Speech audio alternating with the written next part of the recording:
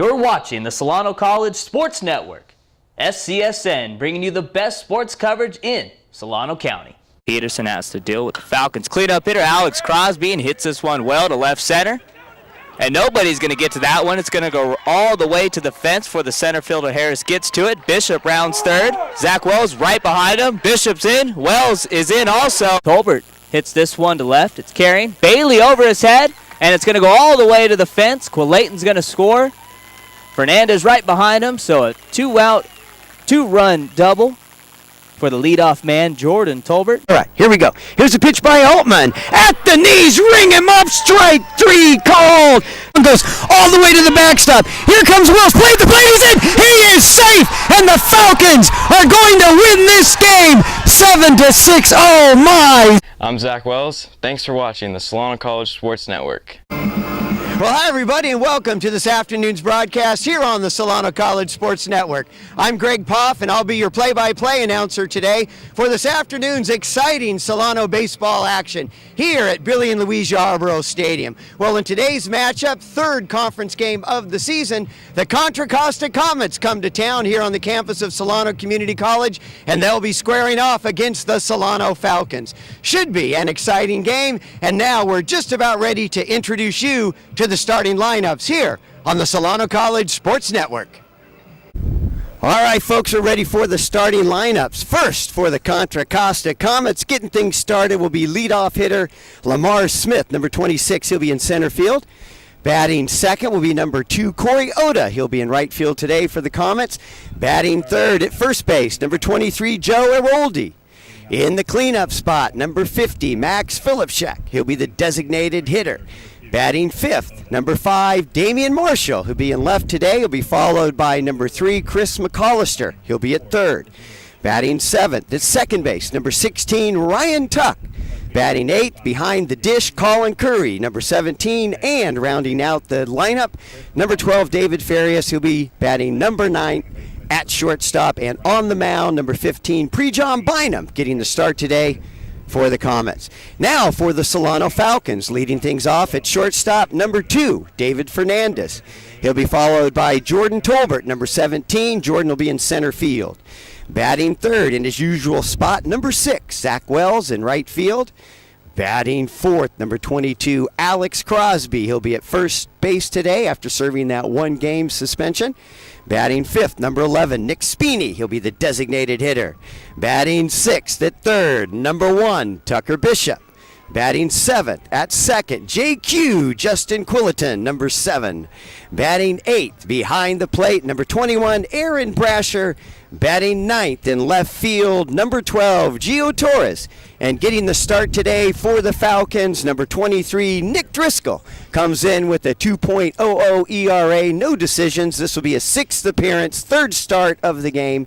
He's given up 4 earned runs in just 18 innings, 3 walks, 5 strikeouts. Should be an exciting contest. Well, it looks like we're just about ready to get action underway. All right, folks, we are ready to go here at Billy and Louise Yarborough Stadium. Game 3 of the Bay Valley Conference action. Solano and Contra Costa both coming into today's game 1-1 in conference play. Nick Driscoll on the hill, and he said he's going to face Lamar Smith, the center fielder. First pitch inside corner for a strike. Nick Driscoll, excellent earned run average, just 2 earned runs. 18 innings of work. Right-hander set, curveball a little bit high, count now 1-1. Windy, kind of cloudy day, although the clouds clearing up just a bit. A little bit cooler. Had a nice weekend here in Northern California in the 70s, and a swing and a miss there on the pitch by Driscoll. Smith down in the count, 1-2. But a little cooler today. Actually a chance of rain maybe tonight or tomorrow, but should be no problem getting this one in. So Nick Driscoll on the hill, set, and the next pitch a little bit outside for a ball. Lamar Smith at the plate, number 26, as I said, comes in hitting .290. Has 2 runs batted in, 3 walks, and 5 Ks. Here's the next pitch by Driscoll. Smith gets a little of that one, fouls it back. Count 2-2. Wind blowing out towards center field. Falcons lost the conference opener, heartbreaker. Lost to Marin 4-3 on Thursday, bounced back on Saturday, put a beat down on Laney 15-4. That pitch goes all the way to the backstop. So count now full.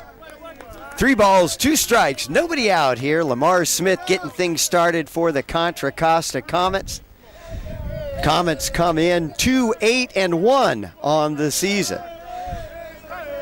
Next pitch by Driscoll, way high for a ball. That one not even close.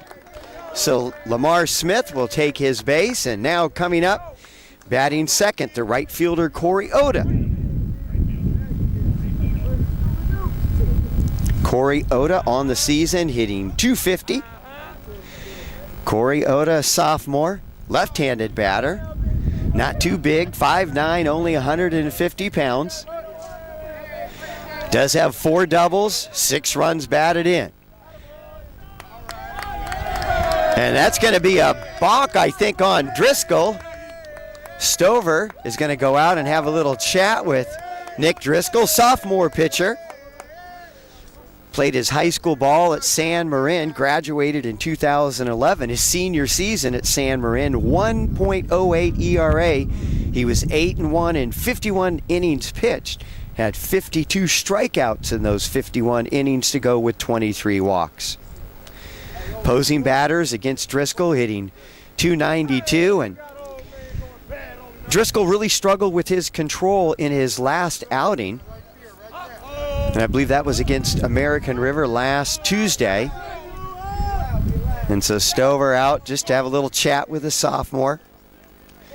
And so now you got Smith standing on second as a result of the balk. Nobody out here. And Corey Oda, left-handed batter. Next pitch is high. So the count 1-0. On deck, Joe Eroldi. Plays first base, hitting .200, and then he'll be followed by Max Filishep. Next pitch, catches the corner for a strike. Good pitch by Driscoll. That'll even the count at 1 ball, 1 strike. Hope you're enjoying our broadcast. Just getting underway on the Solano College Sports Network. Driscoll checks Smith, and the pitch takes a little off that one, and I think that got Oda in the back of the leg. And so Corey Oda will take his base. And so a bit of a jam here with nobody out, top of the first. Corey Oda at first, hit by the pitch, and Lamar Smith standing at second. And Driscoll doesn't want to help out Contra Costa. They've been struggling at the plate this year. And he puts 2 guys on with nobody out here. Contra Costa hitting just .209 as a team. That ball inside. And so quickly, some action down in the bullpen. Looks like Rolando O'Halloran walking down to the bullpen. Maybe start loosening up just in case. All right, Driscoll off the bag. Luke Smith back to second. Contra Costa really struggled during non-conference play. They were 1-7-1. One of those ties, though, against the number 1 team, Santa Rosa. Next pitch, low for a ball. So the count now 2-0. Contra Costa lost their first 6 games and able to scratch out a victory against Hartnell on the 23rd. Won their first game 7-4. Driscoll set, here's the pitch. High for a ball, so Driscoll not even close.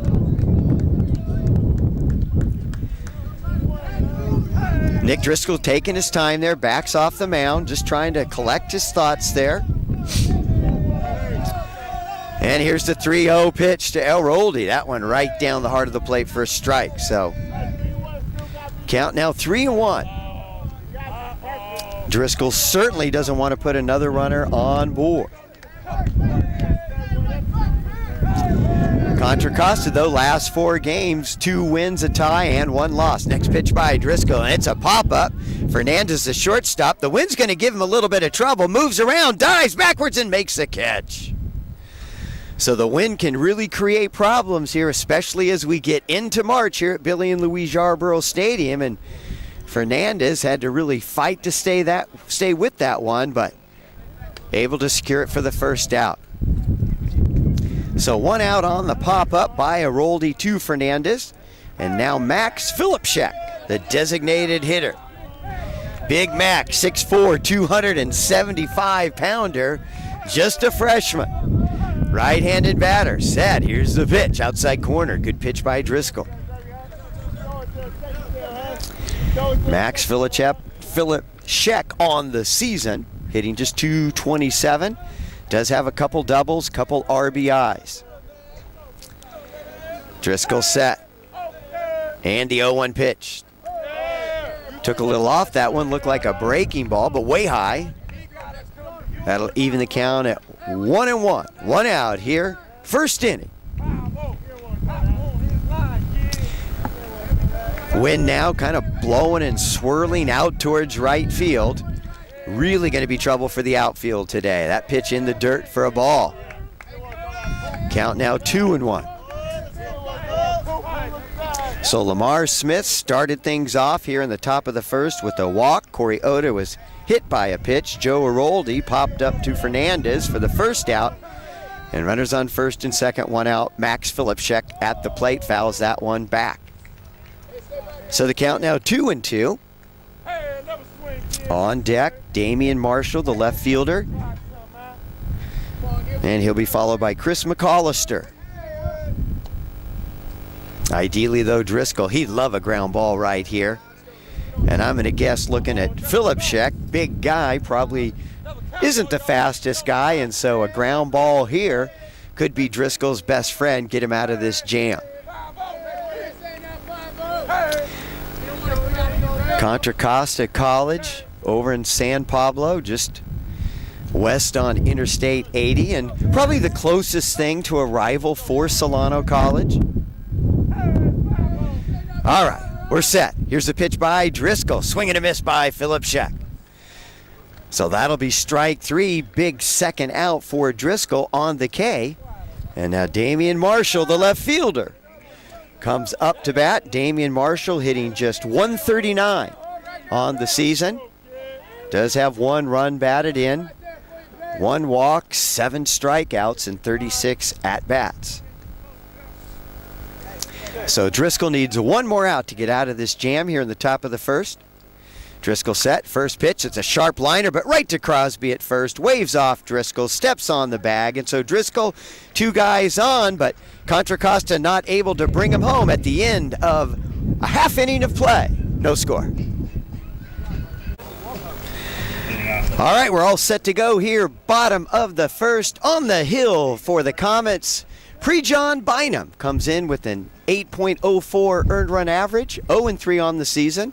This is his 5th appearance, 4th start, 15.2 innings pitched, 12 walks, 8 Ks, and David Fernandez ready to greet him at the plate, leadoff hitter for the Falcons. Bynum set, and the first pitch, it's a chopper foul right to third base coach Tommy Pavesi. Tommy Pavesi coaching third base for the Falcons, and Bobby Campo coaching over at first. Dustin Crenshaw, the pitching coach for the Falcons, and of course the Falcons under the tutelage head coach Scott Stover. Next pitch, and Bynum takes a little off that one, but Fernandez rips that one into left field. Clean base hit, so Fernandez gets things started for the Falcons here in the bottom half of the first with a clean single to left. And now coming up, center fielder Jordan Tolbert. Jordan Tolbert on the season hitting .237. Does have a double, 4 runs batted in, 6 walks, and 7 strikeouts. Jordan Tolbert, .370 on base percentage. And just an outstanding center fielder for the Falcons, just a freshman. Tolbert, right-handed batter, throw over. Joe Aroldi, the first baseman, snags that one. Fernandez back easily. Jordan Tolbert played his high school ball at Vacaville, true freshman too. Graduated last year from Vacaville 2012. That's a bunt high, and Colin Curry goes over and makes a nice catch. Actually kind of tipped it up, held on to it, and makes the catch. Good job by Curry there. Not much time to get to that one, not popped that high, but scampers over and catches it on the rebound. So that'll be the first out here in the bottom of the first. Fernandez stays at first. And Tolbert retired on the pop-up to the catchers. Tolbert going for the sacrifice and just got the bat too far under it and popped that one up. So now steps in Zach Wells. Zach Wells in right field, one of the top players in all of Northern California. Right-handed batter. Good pitch by Bynum. Catches the outside corner for a strike. Wells comes in hitting .333. Leads the conference in runs scored with 16 runs. 4 doubles, 3 triples, 9 runs batted in. Had a great chance to chat with Zach Wells yesterday, and it's a little dribbler to the third baseman McAllister. Turns around, throws to second. Good slide by Fernandez and prevents Tuck from making the turn and trying to get the double play. So good hard base running by Fernandez. And so Fernandez will be out at second. That'll be a 5-4 put out, and Zach Wells on first now as a result of the fielder's choice. Zach Wells, excellent speed on the base pass, and Wells has 2 stolen bases on the season. So Alex Crosby steps in, the big left-handed hitter. First pitch by Bynum, a little bit high for a ball. Crosby, of course, not able to play in Saturday's win over Laney, serving that 1-game suspension. Thrown out of the game against Marin in the 8th inning. Umpire thought it was a hard slide at home. And that one's popped up. McAllister going back, and the shortstop Farias calls him off, settles under, and makes the catch for the 3rd out in the inning. So Falcons had the leadoff runner aboard, can't bring him home at the end of 1 inning of play. No score. Getting things started for the Comets here, top of the second, Chris McAllister at third base. McAllister comes into this game hitting just .195, 8 hits and 41 at-bats, 4 walks, 2 strikeouts. Steps in to face Nick Driscoll. Gets a fastball right at the knees for a strike. Good pitch by Driscoll. Driscoll struggled with his control a little bit in the top of the first, but able to settle down and retire Eroldi, Phillip Scheck, and Marshall in a row to get out of that inning after giving up a leadoff walk and then hit the next batter, Corey Oda. That pitch, a little bit outside for a ball, so count 1-1. Both teams had chances in the first inning, but neither team could drive in a run. And so we go to the top of the second, no score. Here's the next pitch, a little bit high by Driscoll.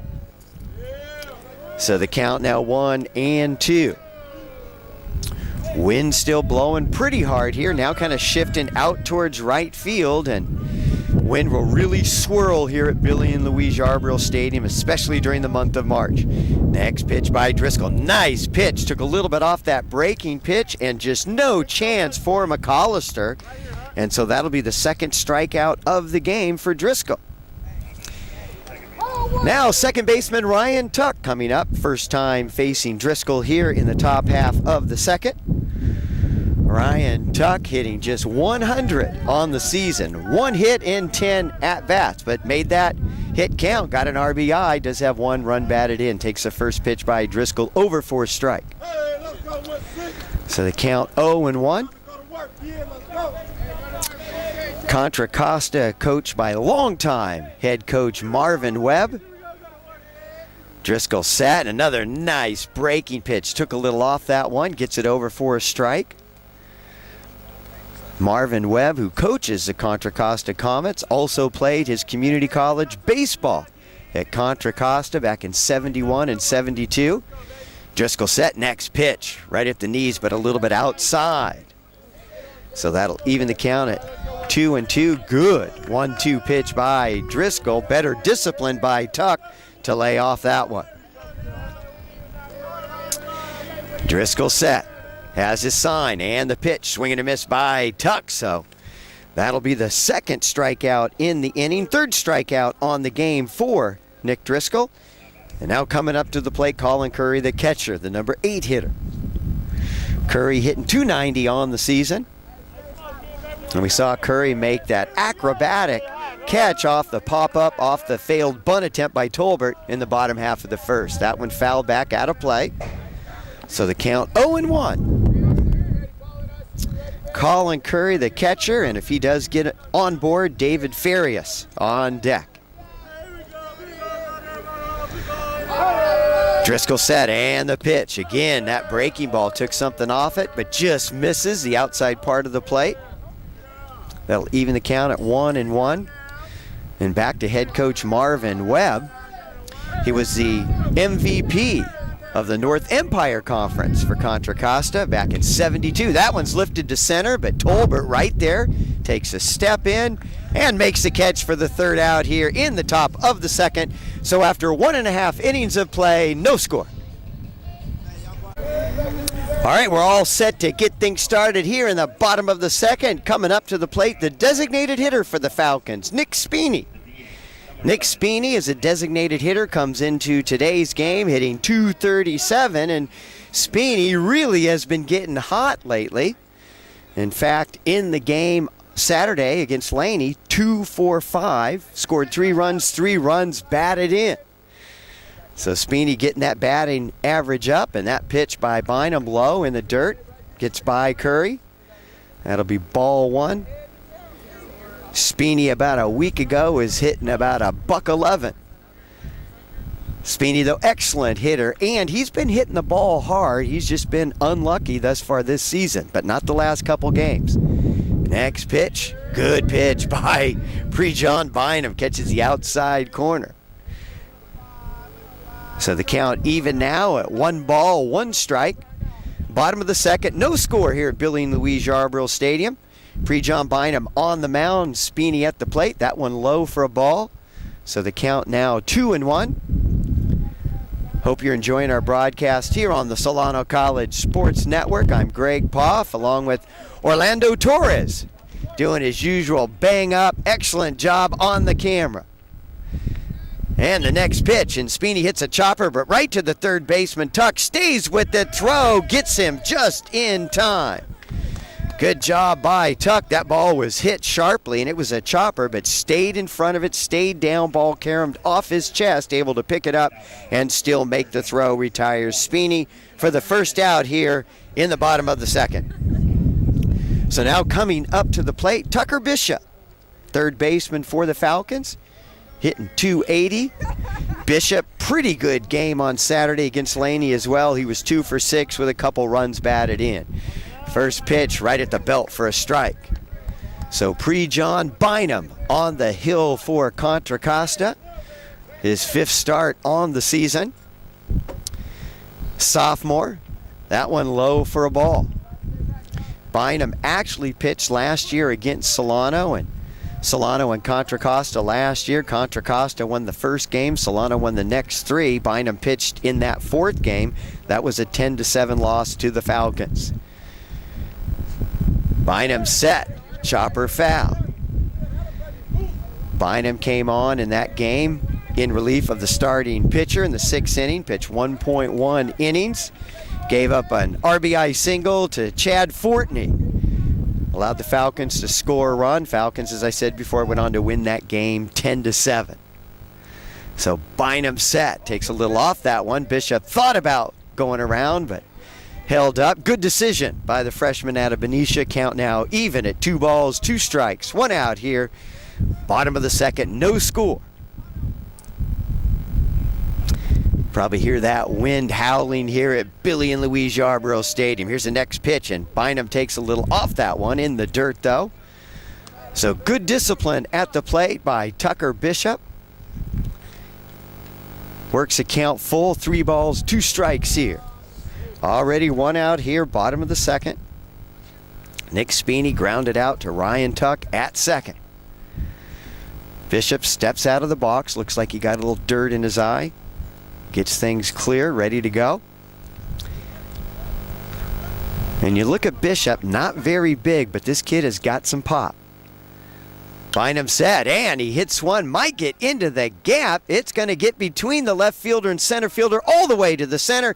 Bishop around first, going into second, and he's going to hold up there. Good job by Bishop, looking over at third base coach Tommy Pavesi, and sees the stop sign, stays at second. So a one-out stand-up double for Tucker Bishop, and now coming up to the plate, JQ, as he likes to go by, Justin Quilliton, the second baseman for the Falcons. So that's the second hit against Pre-John Bynum. Gave up a leadoff single to Fernandez in the first. Falcons couldn't get him home, and now with one out, Bishop at second, JQ at the plate. Quilliton hitting .245 on the season. Rips that one foul just under the foot of Tommy Pavesi, the third base coach. Boy, Tommy Pavesi in his days at Solano, 2007, 2008, hit more home runs in those 2 years than any player to ever put on a Falcon uniform. One of the all-time greats for the Falcons. First year coaching for the Falcons and doing a good job. All right, Pre-John Bynum set. Checks the runner and looks Bishop back to second. Wind now blowing directly out towards center field. Quilliton can get one up in the gap.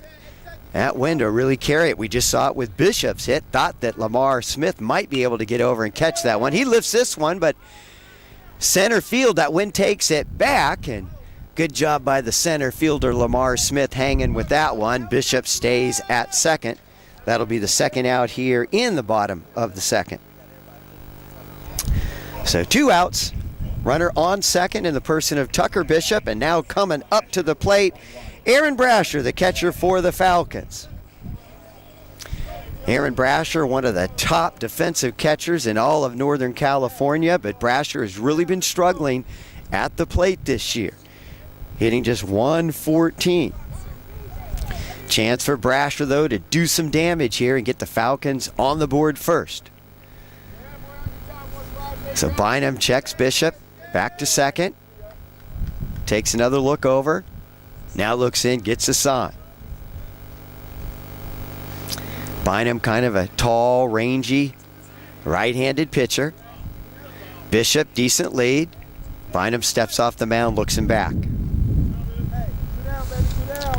So Aaron Brasher, just 4 hits this season and 35 at-bats, but he does have 4 runs batted in with those 4 hits. Had a couple doubles last week in that win by the Falcons over American River.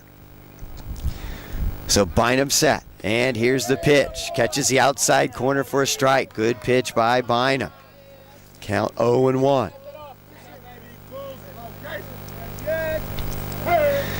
Aaron Brasher out of Vallejo High School. And boy, this kid could rake back in his high school days. .399 career average in his days at Vallejo. He'd like a hit here, and Bynum looks the runner back, doesn't throw. Bishop dives back to the bag. Wind kind of shifting now over towards right field. Brasher steps out of the box, gets a little dirt on his hands, and he's set. Bynum ready, looks in, gets his sign, checks Bishop. And the 0-1 pitch, a little bit outside for a ball. Good eye by Brasher. Evens the count now at 1 ball, 1 strike.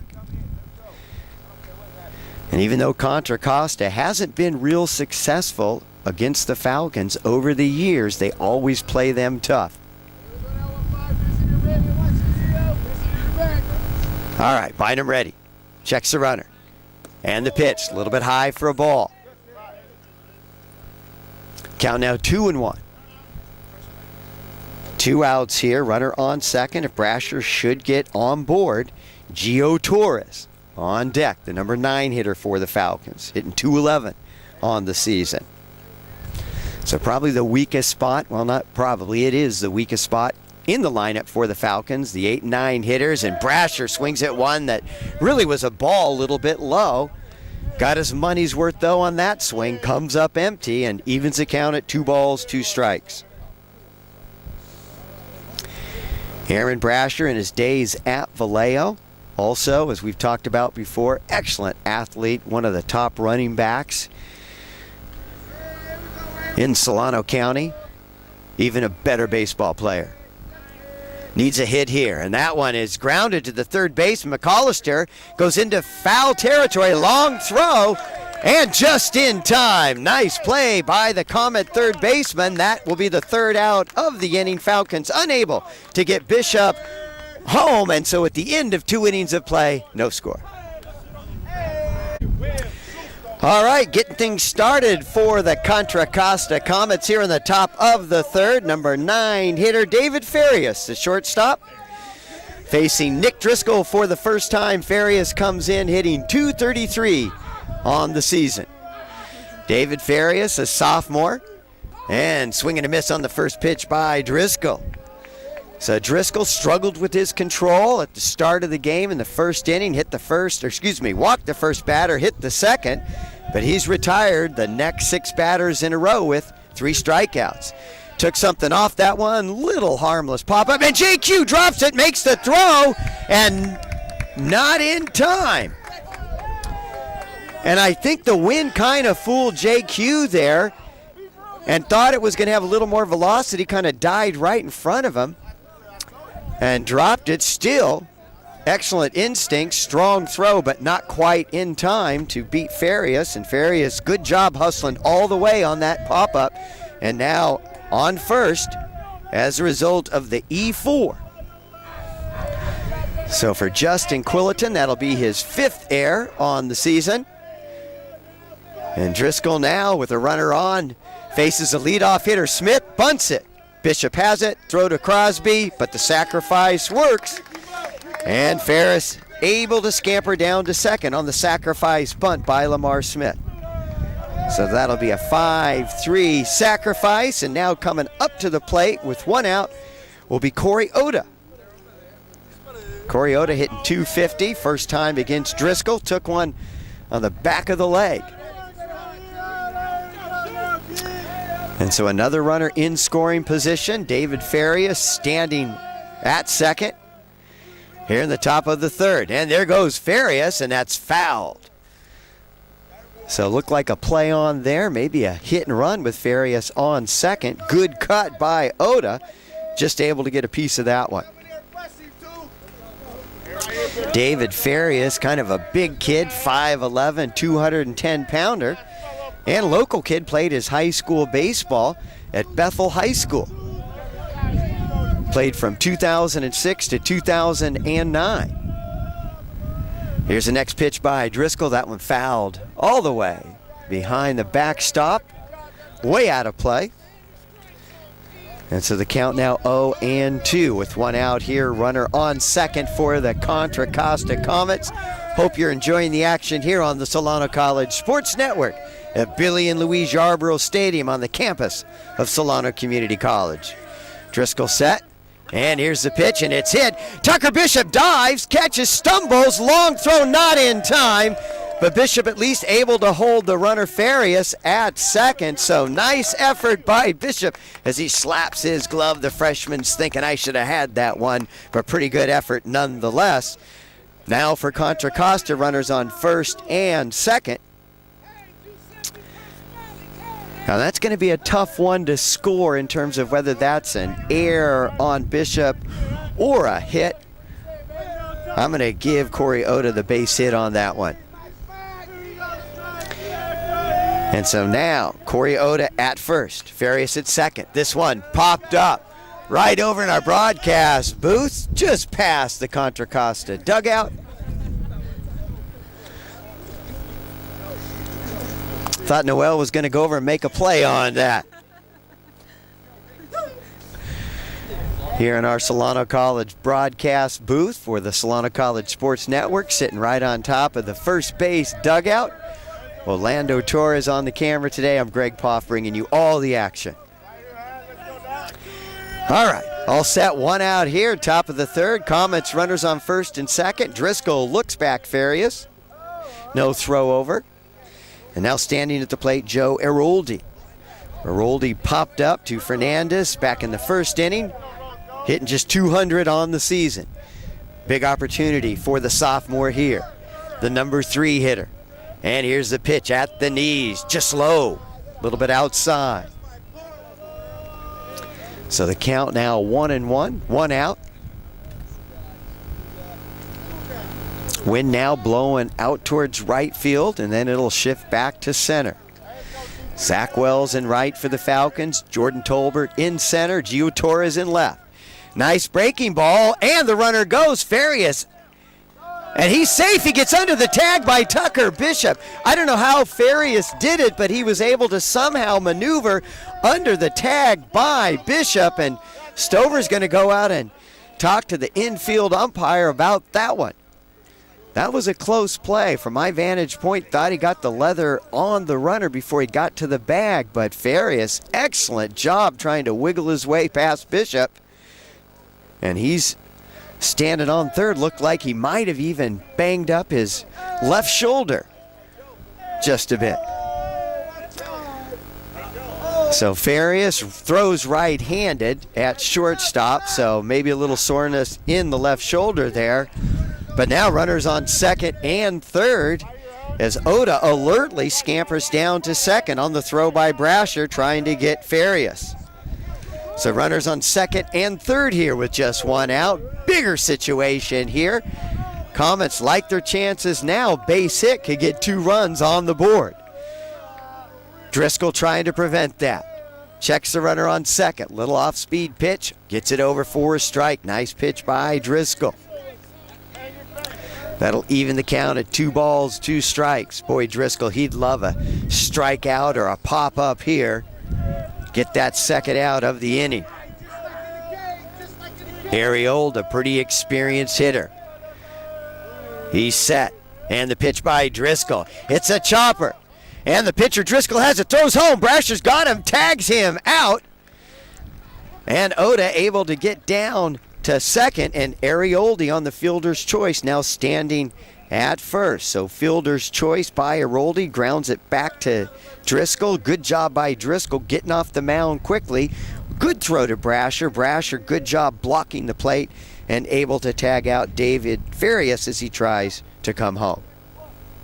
So that'll be the second out in the inning. And now Max Philipschek, the big designated hitter, stands in to face Nick Driscoll.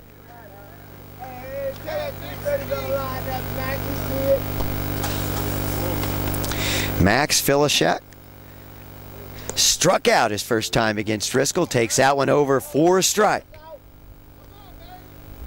So Corey Oda standing at third. Joe Aroldi now at first with 2 outs.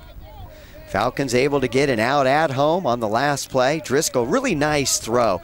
And it looks easy, but that's tough. You got the runner coming, you're running off the mound, makes a nice throw to Brasher. Brasher blocks the plate, makes a tag on Farias. Driscoll fakes the throw to third, then back to first. Both runners back without a throw.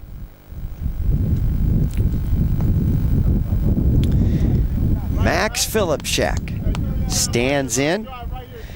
His brother Russell Philipschek also on the team. Russell not quite as big, only 180 pounds. Big Max, 275 pounds if you need him. So the count now 0-2 after the strike by Driscoll. Driscoll would love another K here, get out of this inning. So Driscoll was in a bit of a jam in the first. Another jam here in the third, but 1 pitch away from getting out of it. That pitch a little bit low. Runner goes throw down. JQ has it, makes the tag. That's gonna do it. So Joe Aroldi trying to get the stolen bag at second. Maybe a play on there, draw the throw, try to get Oda home, but doesn't work. Excellent throw by Brasher at the end of 2.5 innings of play. No score. All set. All right, so Gio Torres getting things started for the Falcons here in the bottom of the third. No score. Pre-John Bynum on the hill for the Comets. And first pitch to Torres, and he lifts one into left field. That's going to drop in front of the left fielder, Damian Marshall. And so another leadoff single for the Falcons. David Fernandez started things back in the first with the leadoff single. Falcons couldn't get him home, and now Gio Torres does the same to get things started here in the bottom of the third. So now we go to the top of the lineup, and David Fernandez, pride of Armio High School, strolls to the plate, hitting .317 on the season, and as we just mentioned, had a base hit his first time up against Prejon Bynum, the Comet pitcher. First pitch, and it's a bunt by Fernandez, a little bit hard. Bynum makes the throw to second, and it gets by Farias and into center field. So good idea by Bynum. That was hit pretty hard, but always tough for the pitcher when you turn and make that throw just a little bit too low for the second baseman, Ryan Tuck, to dig that one out, or actually Farias over to cover that. The shortstop goes into center field, and so that's going to be an error on the pitcher. Fernandez at first as a result of the error, and Gio Torres standing at second. So really good speed on the base paths for the Falcons. Now Jordan Tolbert stands in, the center fielder, hitting .237. Throw over, actually no throw over. Bynum looks the runner back. Torres back easily. So Torres on first. Torres on second. Fernandez on first. These two kids in a bar are always getting these freshmen confused. It's because they're all so talented. And so Tolbert around a bunt. Here's the pitch, and he pops one up again, but this time Curry can't quite get over there. Tolbert trying to lay down the sack back in the first and popped out to the catcher. We'll see if Coach Stover still stays with the bunt with runners on first and second.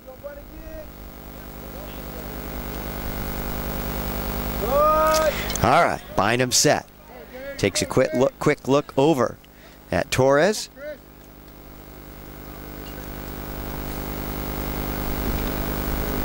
Jordan Tolbert hitting .237. Big opportunity for the kid out of Vacaville here. Now he's going to go for the sack again. Let's see if he gets it down low. Good eye by Tolbert. That'll even the count at 1 ball, 1 strike. So Torres standing at second, and Torres excellent speed. We've mentioned this before. Pretty good defensive back in his days at Fairfield High as a cornerback. Fernandez at first out of Armio, also good speed. Here's a pitch by Bynum. Tolbert lays down a bunt, but goes foul. Looked like a pretty good bunt, but just kept dribbling towards the foul line, and finally about halfway towards third, crosses foul. If that stays fair, that would have been trouble for the catcher Curry to make a play. So the count now 1-2. Tolbert may be happy. Cool, no more sack bunt signs. I can swing away here. All right, nobody out. Runners on first and second. Tolbert at the plate.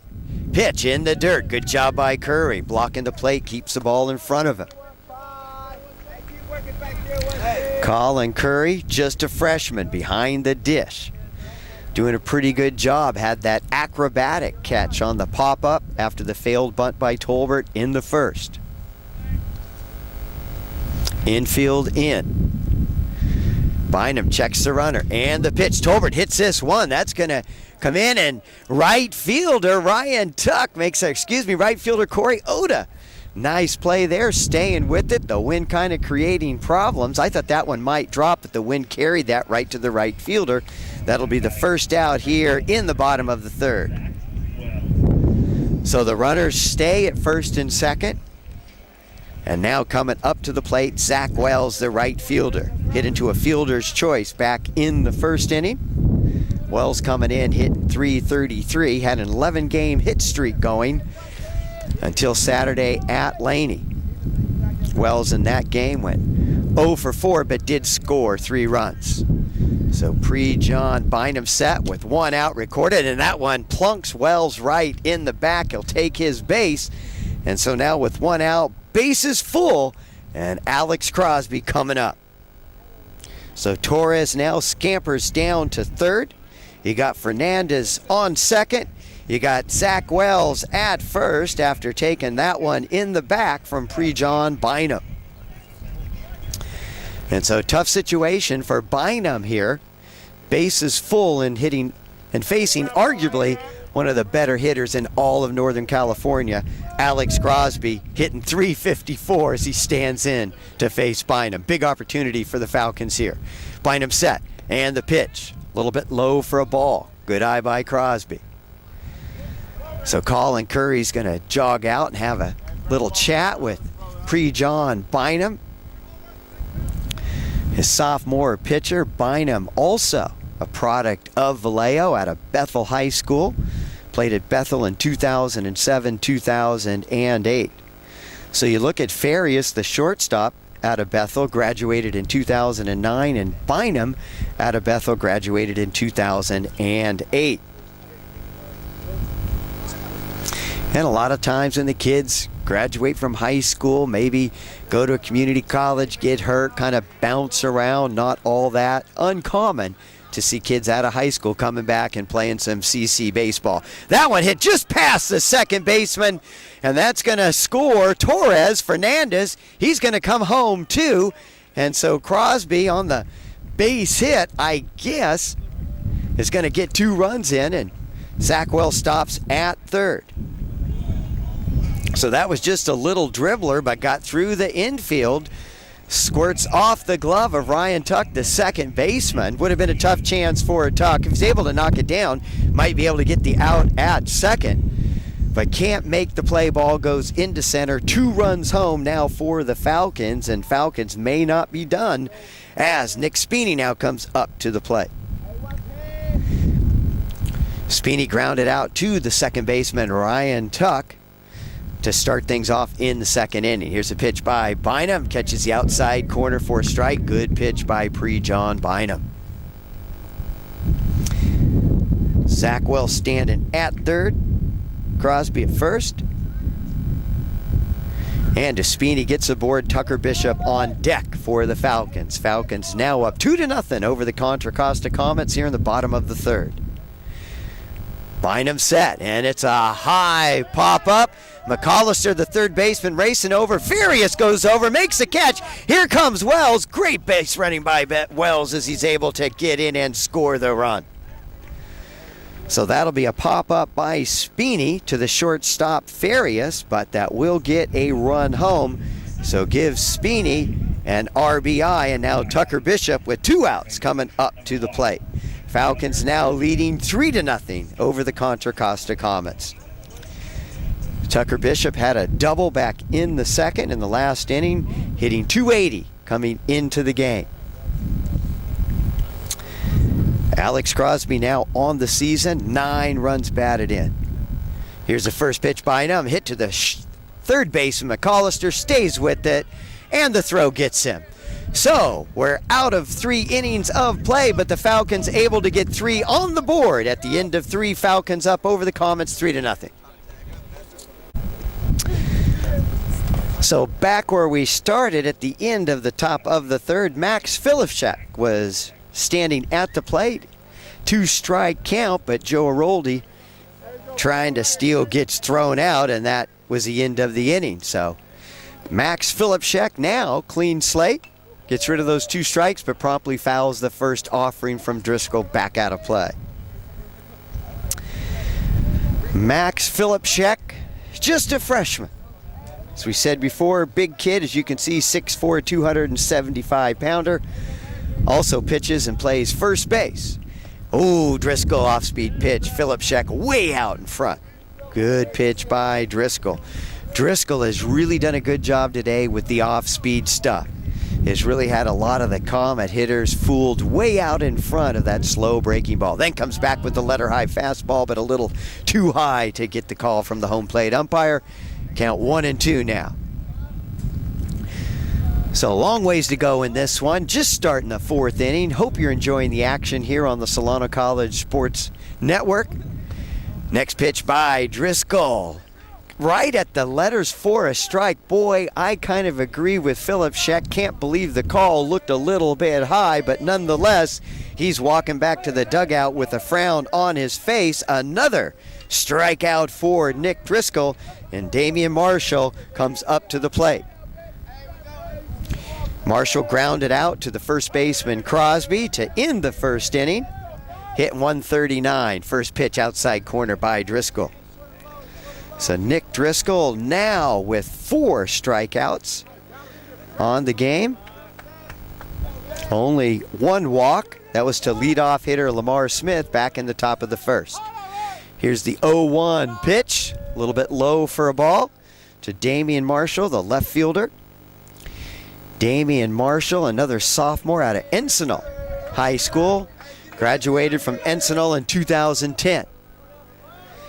Driscoll set. Here's the 1-1 pitch, and this one is lifted out to shallow left field. Torres there, settles under, hardly has to move, and makes the catch. That'll be the second out here in the top of the third, and now Chris McAllister, the third baseman, comes up to the plate. So Driscoll seems to be humming in the even innings. It's been the first and the third, the odd innings where he struggled a little bit, but back in the second, 1, 2, 3, another out here, another 1, 2, 3 inning for the kid out of San Marin High School. So first pitch, ball to Chris McAllister. Third baseman hitting 195 coming into the game. Here's the next pitch by Driscoll, and this is a line drive, no doubt about that one. That's going to get by Torres. That's going to go all the way to the wall. McAllister, good speed, but excellent job by Torres, tracking that one down, digging it out from under the fence and getting the ball in, holds McAllister to a long double. So McAllister, just a line drive, just between Bishop and Fernandez, all the way to the fence. Good hustle by Torres, the left fielder. Stand up double by McAllister. I knew if I said something about a 1, 2, 3 inning, I'd put the broadcaster's jinx on Driscoll, and it happened. So now Ryan Tuck hitting just 100. Steps in to face Driscoll, that pitch high. Ryan Tuck, 1 for 11 on the season, struck out against Driscoll back in the second.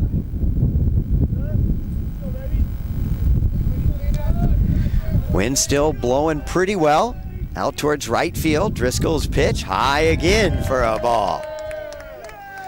So Ryan Tuck, the second baseman, at the plate.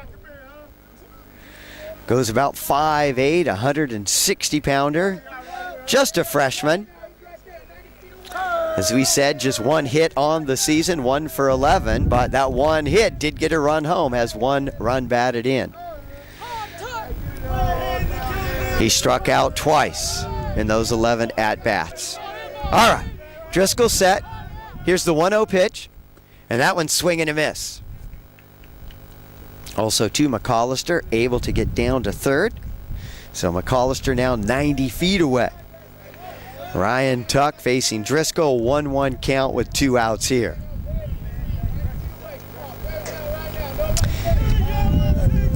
Driscoll will check the runner, and he's ready. Here's his pitch, low for a ball. Count now 2-1 with 2 outs here in the top of the fourth. Contra Costa down by 3, 3-0 Falcons here in the top of the fourth, but boy, they'd love to get a run on the board here, start getting into this game. That one outside corner. Good pitch by Driscoll. So the count now 2-2. That was a pretty close pitch, and Ryan Tuck not too happy with the call there. He's thinking the count should be 3-1. Here's a 2-2 pitch by Driscoll. That one over the plate, strike 3 called. So that'll do it. Ryan Tuck goes down for the second time. Big strikeout for Driscoll. And at the end of 3.5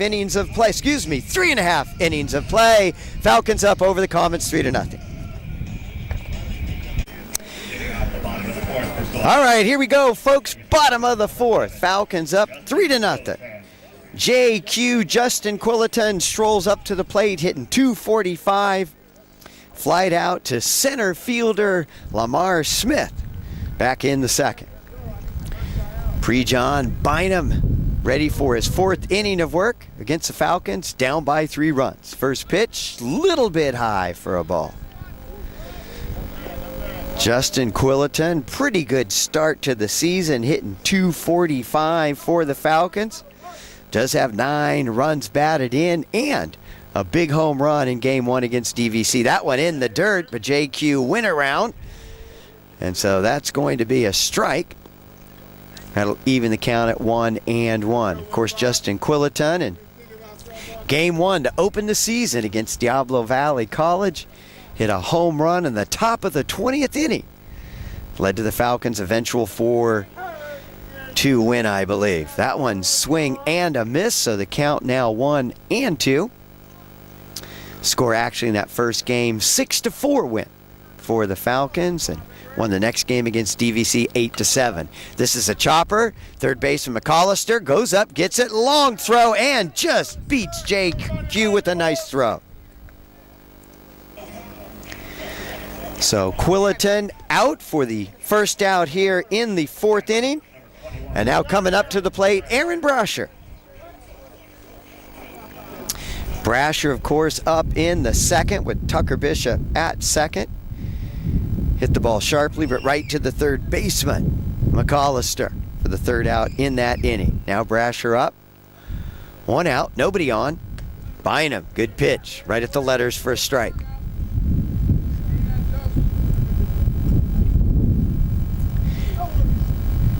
John Bynum just kind of gets his routine going.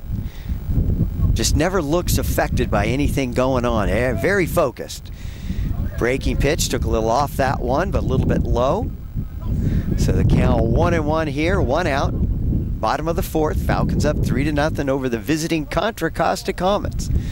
This will be the first game against Contra Costa out of the 4 they will play this season.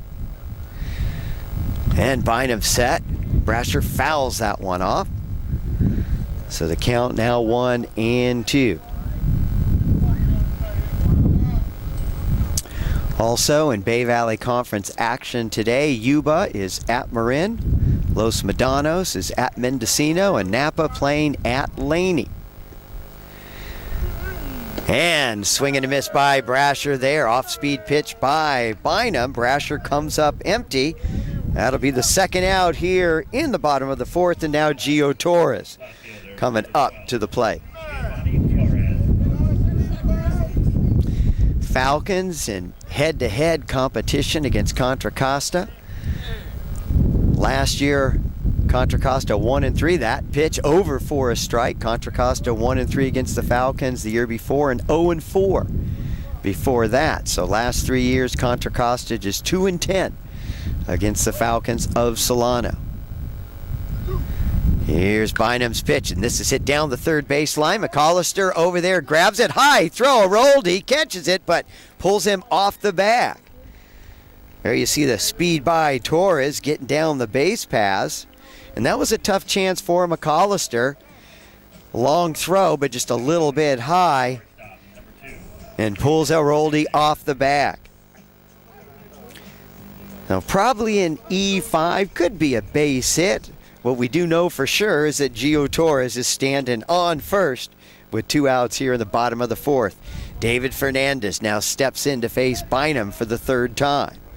Had a base hit in the 1st, on via the air by Bynum in the 3rd. Fernandez came around to score the 2nd run for the Falcons back in the 3rd. So Fernandez up again here in the 4th. Off-speed pitch by Bynum, a little bit low for a ball.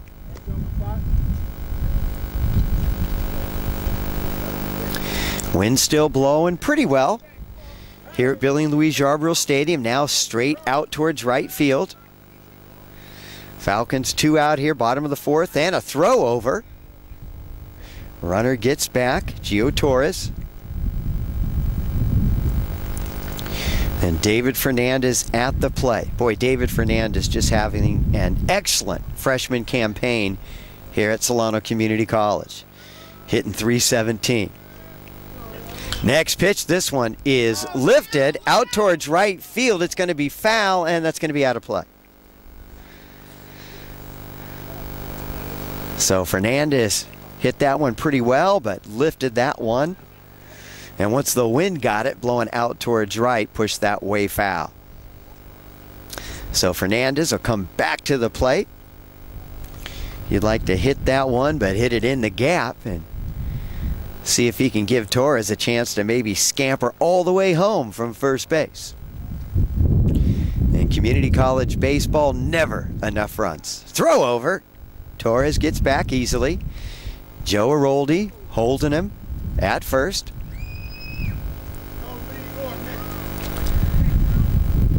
Bynum has his sign, and here comes the pitch. Takes a little off that one. Fernandez fouls it down the third base side of play. A lot of the right-handed batters getting around well on Bynum. We've seen a lot of action for third baseman Chris McAllister over at the hot corner, playing third for the Comets. Nice lead by Torres at first. Here's the pitch in the dirt. Torres goes. He's going to be there without a throw. That one in the dirt, and no real chance for Colin Curry to come up throwing on that one. Curry, good job blocking the plate, keeping the ball in front of him. So now Torres at second. Count 2-2 to Fernandez. 2 outs here. Boy, you look at the line score on the bottom of the scoreboard. At bat number 2, 2 balls, 2 strikes, 2 outs. Deuces wild. And here's a pitch by Bynum, and this one is lifted into shallow center. Smith coming up and able to make a play. Thought that was hit kind of shallow, but the wind carried it out there. Smith only a couple steps and able to make the third catch. So Falcons able to get a runner on board via the air and a stolen base. Torres at second. Fernandez can't get him home at the end of 4 innings of play. Falcons up over the Comets 3-0.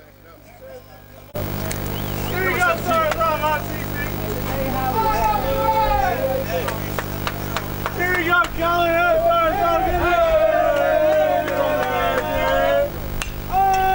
That's what he got. Go. Yeah. Oh, get on blue. Get on 3. Get on 3. Oh, right there. You spoke son of a bitch.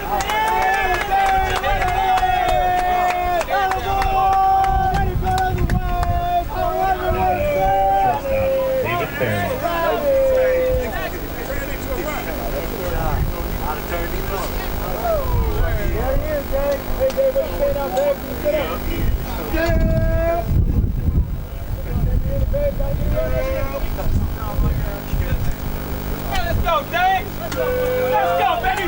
Bust it, kid! Bust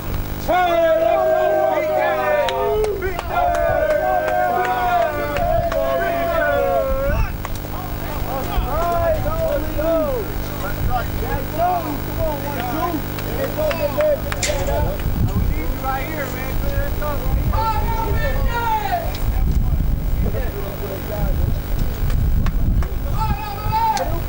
There you go now, kid. Oh, you got me 1, 2, 3.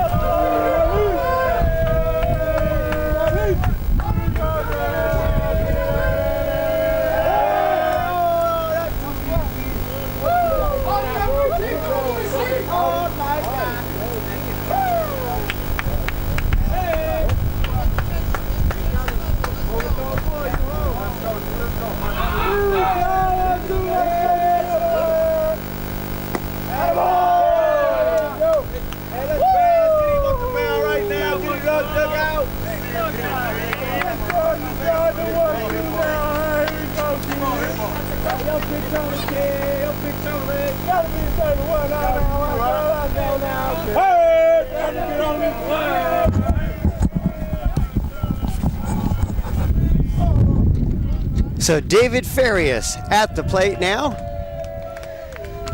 Got back as fast as I can. Boy, you're doing that broadcast on your own. Got to make a quick stop to the porta potty, but we're back ready to go.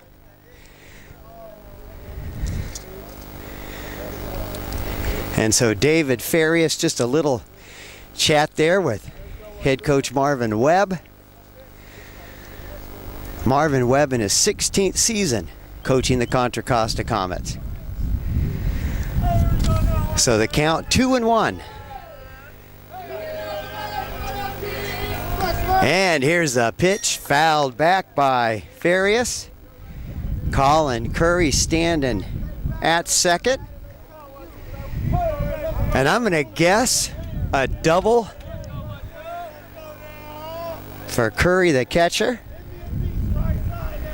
And David Farias all set. Driscoll on the hill. Top of the fifth, 2-2 pitch. That went high. Good eye by Farias there. So full count now to Farias, Nick Driscoll.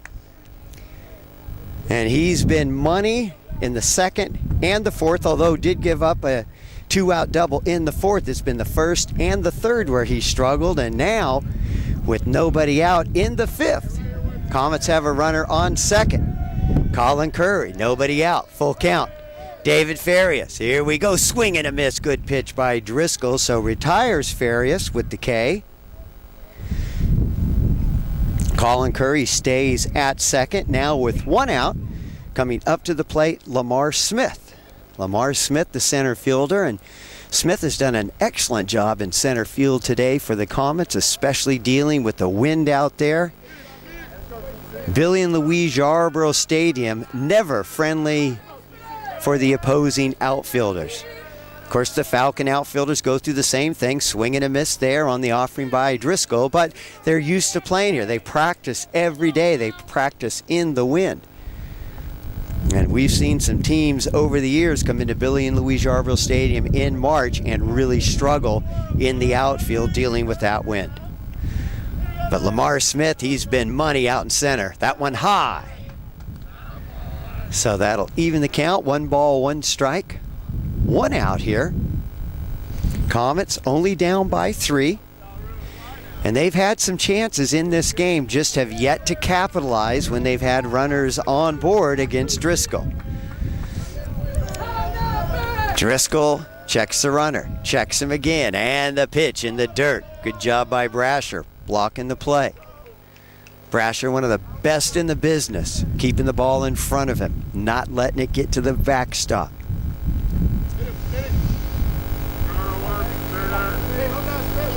So we're here in the top of the fifth. Lamar Smith ready. Now squared around a bunt. Foul tipped it.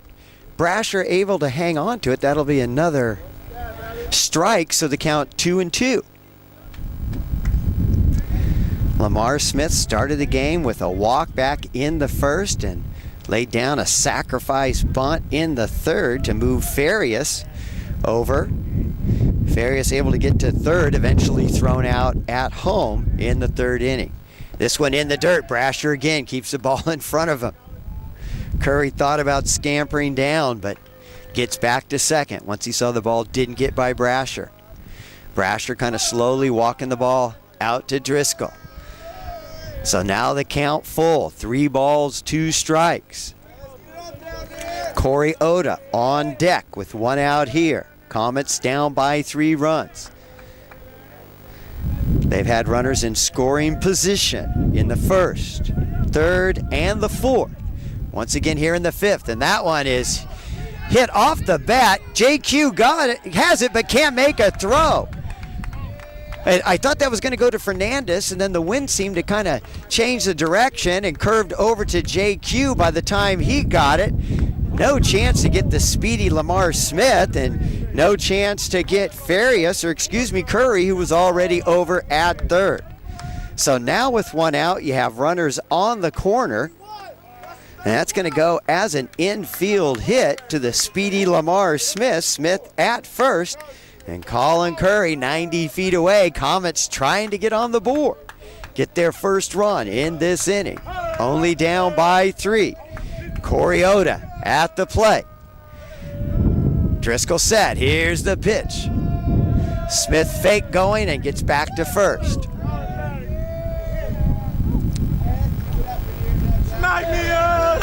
Action once again in the Solano bullpen. Rolando O'Halloran quickly getting loose. Driscoll now in his 5th inning of work. There goes the runner. Brasher's going to make the throw. It's a good one, not in time. Boy, good jump by Lamar Smith and excellent slide. So good bit of base running by Lamar Smith, able to get the stolen bag, and now standing at second. Comets have both runners now in scoring position with Corey Oda at the plate. Oda hitting .250. He's got 6 runs batted in. He'd like to get a couple more right here. He's got the opportunity. Here's the pitch by Driscoll. This one lifted into left, bounces in front of Torres. Here comes 1 run. Throw by Torres, and it's a good one. Smith, who has excellent speed, has to hold at third. And so that ball probably hit a little too sharply by Oda, and with the excellent speed by Torres, able to get up on it quickly, fielded that on a bounce, and quickly gets the ball in. So Colin Curry able to scamper home easily from third. Contra Costa on the board, and they may not be done with runners still on the corners here. Top of the 5th. Now Contra Costa down just by 2 runs. Falcons up 3-1. And so a little meeting on the mound, and one of the umpires is kind of checking out one of the bats. Coach Stover coming over to get in his 2 cents. And boy, and while we have a break in the action, you want to make sure you check out on our Solano College Sports Network Facebook page. We had a chance to visit with Coach Stover yesterday. Zach Poff of our Solano College Sports Network sat down with him in the Solano clubhouse, and really good interview. Boy, and you learn so much about Coach Stover, and I've had the opportunity to get to know him over the last few years, especially with us calling the Solano College baseball games. But boy, he has just done such a tremendous job with this program. And you really come away with that interview really seeing how much he really cares about the kids and how much he enjoys his job. Coach Stover, just a high energy guy, and just really enjoys working with the youngsters on this team, and really more than just teaching baseball. And you're not going to find many people that can teach the game of baseball on the junior college level better than head coach Scott Stover. But even more than that, the way he's really concerned about these youngsters developing as young men and getting them ready to face the lives that are all ahead of them once they graduate from community college. So Stover, outstanding visit. Make sure you check out that interview on the Solano College Sports Network. Also, a nice interview with Zach Wells as well. So you can check those out on our Solano College Sports Network page. So still kind of a long discussion here. Now Coach Marvin Webb, he's going to come over and get involved in the discussion, and there you have a chance to look at the 2 umpires and Coach Marvin Webb on the right, Scott Stover on the left. I always have a tendency to get Stover's name mixed up when I first started here at Solano Community College, and for years I was coaching the speech and debate team, the Diablo Valley coach, Steve Storr. Took me a while to get that Steve Storr, then Scott Stover, but there you see Scott Stover on the left having a discussion. And you look at Marvin Webb, this kid was an kid when he was playing back in 71 and 72 for the Contra Costa Comets. As I said before, he was a conference most valuable player in 1972. And Coach Marvin Webb went on to St. Mary's and actually got a degree in Christian Studies at the East Bay Theological Seminary. But the thing about Coach Marvin Webb that a lot of folks don't know about, he was a pretty good minor league baseball player and actually bounced around the minor leagues for 10 years. 9 of those years he was with the Dodgers organization and kind of went from their single A, double A, triple A teams. And his last year he played triple A ball with the Oakland A's. At that time their AAA team was in Vancouver. But over his years playing minor league baseball, 282 average, not too bad. But you look at some of the players that Coach Webb actually played with during his minor league career. He actually played with Rick Sutcliffe, who was the 1979 Rookie of the Year with the Los Angeles Dodgers, later won a Cy Young Award in 1984. He played with other Dodgers like Pedro Guerrero and Ron Washington, Jim Riggleman, Bob Welch, Jeff Leonard. So Coach Webb has been around a lot of big-time baseball players and a pretty decent minor league career. Now doing a good job coaching the Contra Costa Comets, and it looks like the discussion's over, and can't really tell you what came of that whole discussion, but what we can tell you is action is ready to begin again, and Comets may not be done with a run already on the board. Here's the pitch by Driscoll. Aroldi takes that one for a strike, so Joe Aroldi now at the plate. Corey Oda standing at first, and Lamar Smith over at third. Joe Aroldi, thus far, 0 for 2 in the game. Driscoll ready. And fakes a throw over to third, then looks the runner back at first. Crosby holding the runner at first. That's Corey Oda. Tucker Bishop over at third next to Lamar Smith. Nick Driscoll on the mound. And at the plate, Joe Aroldi. Sophomore, 2-year player. At pitch, outside corner strike. Nice pitch by Driscoll. So the count now 0-2 with 1 out. Driscoll would love a sharply hit ball on the ground right now to one of his infielders. Give him a chance to get out of this inning without giving up another run. Aroldi's thinking no way, and he pops this one up, but out of play. Crosby giving it a look there, but sails over the fence along the first base side of play, just past the Contra Costa dugout. There you get a great view from our camera person, Orlando Torres. And I tell you folks, doing baseball with one camera, not easy. All right, Driscoll set, runner goes. This one lifted into right field, but Wells is there, comes up, and here comes the throw back to first, and doubles up the runner at first. Base running error by Corey Oda, and there you see the savvy of a veteran player by Wells. Instead of trying to make the throw at home, goes to first base, doubles the runner up, and that's the third out of the inning on the double play by Zach Wells. So, at the end of 4.5 innings of play, Falcons up 3-1 over the Comets.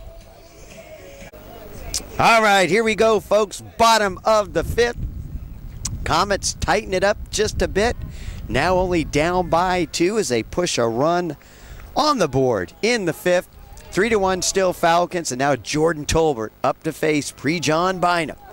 And the first pitch over for a strike. So Pre-John Bynum still on the hill for Contra Costa. Pitched pretty effectively today. All the runs came across in the 3rd inning. Next pitch, outside corner. Nice pitch by Bynum. Took a little off that one and gets it to break right over the outside corner. So Tolbert in a bit of a hole here, leading off to start the bottom of the 5th, and hits this one and just past a diving David Farias. Gets into the outfield, base hit for Jordan Tolbert. Nice effort there by Farias. I didn't think he was going to have a chance and dove for it. Actually made that play pretty close, but can't get his mitt on it and make the play. Gets into center field, and Tolbert standing on first with a clean single to get things started here in the bottom of the 5th. Now coming up to the plate, Zach Wells. Saw that outstanding play to end things for the Comets in the top of the 5th. Fly ball to Wells, makes a catch and doubles the runner off first. And that really saved a run for the Falcons. Wells doesn't make that play. Boy, it's going to be tough to get Smith coming home. Throw over. Tolbert back easily. Tolbert, excellent speed on the season. Tolbert on the year, couple stolen bases. There goes Tolbert, and this one foul back out of play.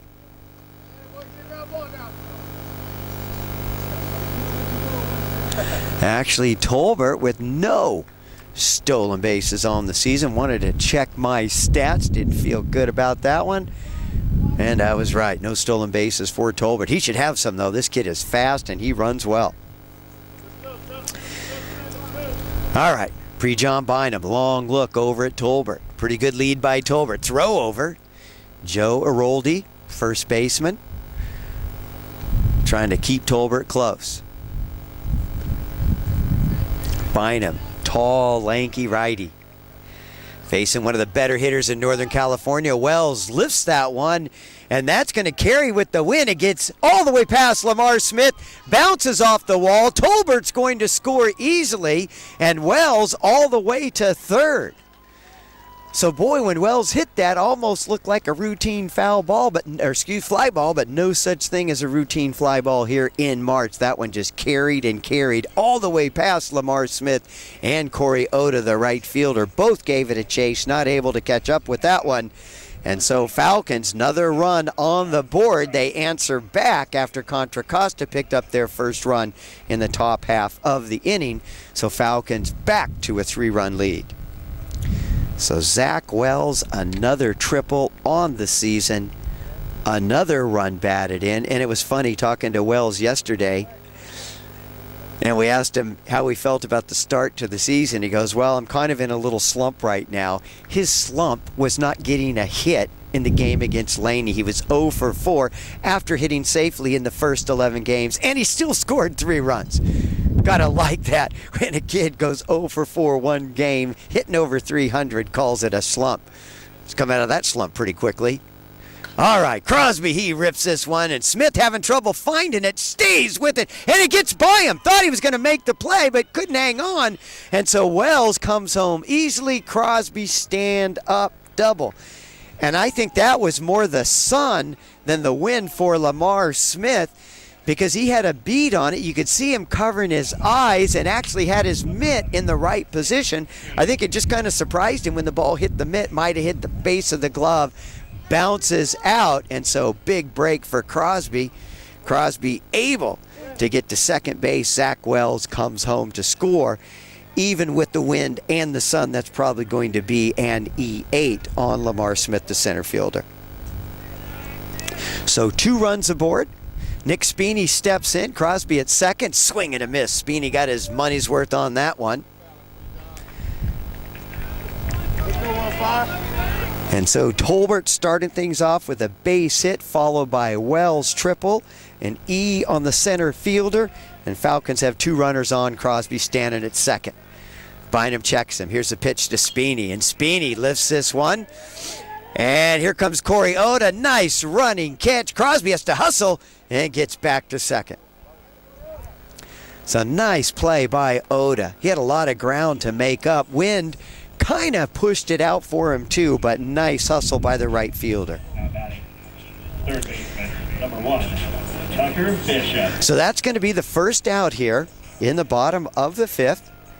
Alex Crosby still standing on second. And now Tucker Bishop coming up. Bishop had a big stand-up double his first time up in the second. Grounded out to the third baseman, McAllister, in the third. Here's the pitch. A little bit high. And one thing with Bishop, at just 5'6", 160 pounds, not the biggest strike zone. John Bynum's thinking that would have been a strike on most of these Falcon hitters, but not on the diminutive Tucker Bishop. Bishop's stellar start to this season. That one over for a strike. Bynum takes a little bit off that one. Tucker Bishop hitting .280 on the season, has 14 hits and 50 at-bats. 2 doubles, actually 3 doubles, counting today's double, a triple, and he's got 8 runs batted in. Crosby with the lead. Bynum checks him again. And here's the 1-1 pitch, high for a ball. Count now 2-1.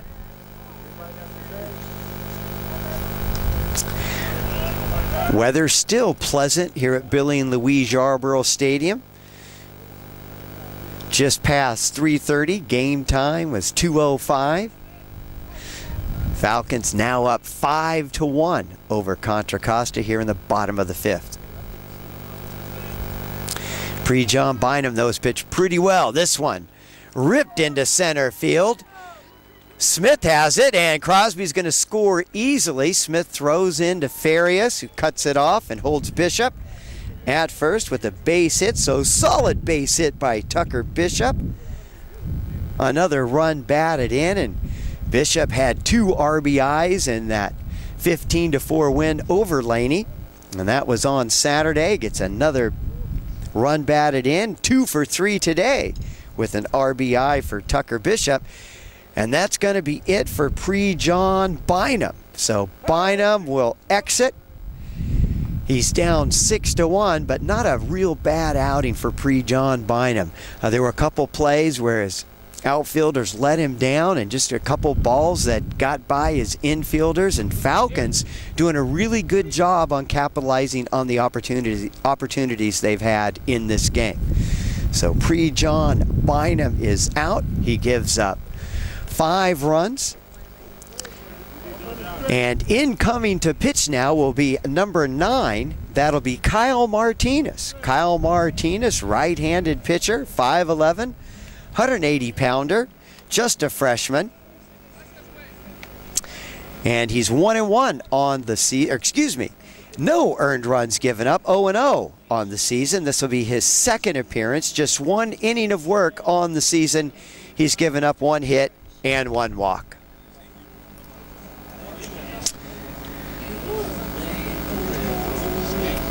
So there you get a shot of Mr. Martinez getting things loose. Try to keep the Falcons at bay. Falcons up by 5. And hope you're enjoying the game here on the Solano College Sports Network.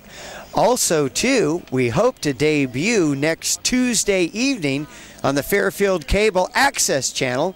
We're going to start our weekly series, Solano Baseball Weekly. I'll be doing the series along with Zach Poff, and we'll have the show each week. We'll interview a Solano player, probably spend some time with head coach Scott Stover as well, and keep you up to date with all the action here with the Solano Baseball Falcons. Also, too, our next broadcast will be on this Thursday, against the Mendocino Eagles. Mendocino off to an excellent conference start. They are in first place in the Bay Valley Conference. They are 2-0 on the season.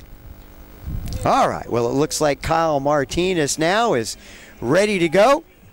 And so just to set the story here for you, in the 5th, Jordan Tolbert started things off with a base hit. That was followed by a run batted in, triple by Zach Wells. Crosby got him home on the air by the center fielder Lamar Hunt. Nick Spini flied out to right field, but Tucker Bishop drives in Zach Wells with a clean base hit. Tucker Bishop on first, and now JQ at the plate for the Falcons. First pitch by Martinez, high. So Martinez, not a lot of work this season, just 1 inning thus far, but an opportunity to come in as a freshman and show Coach Webb what he's got on the mound. Martinez, next pitch, low, throw over, but Bishop able to get back. Joe Eroldi taking the throw there at first base for the Comets. Martinez, long look over at Tucker Bishop. And he's set. And this one is hit foul, just past the Solano dugout. And the count now 2-1 to JQ Justin Quilliton. He's a 3-year redshirt sophomore, redshirted his first year. Played last year, and this year starting at second base. Rips that one foul. Justin Quilliton last year played some third base, but ended up playing second. Kind of shared duties there with Robert Trey Houston. Houston not on the team this year. Also missing freshman Ryan Wheat from last year's squad. Thought both of them would be back. Throw over. Pretty close, but Bishop gets back easily. And so the count 2-2. 1 out here. Bottom of the 5th. Falcons up 6-1. That pitch inside. So Kyle Martinez now facing Justin Quilliton. Count is full. 1 out. Aaron Brasher on deck for the Falcons. Kyle Martinez. And the pitch. And that'll be ball 4. So Quilliton will take his base at first. That'll move Tucker Bishop down to second. And with 1 out still, runners on first and second for the Falcons.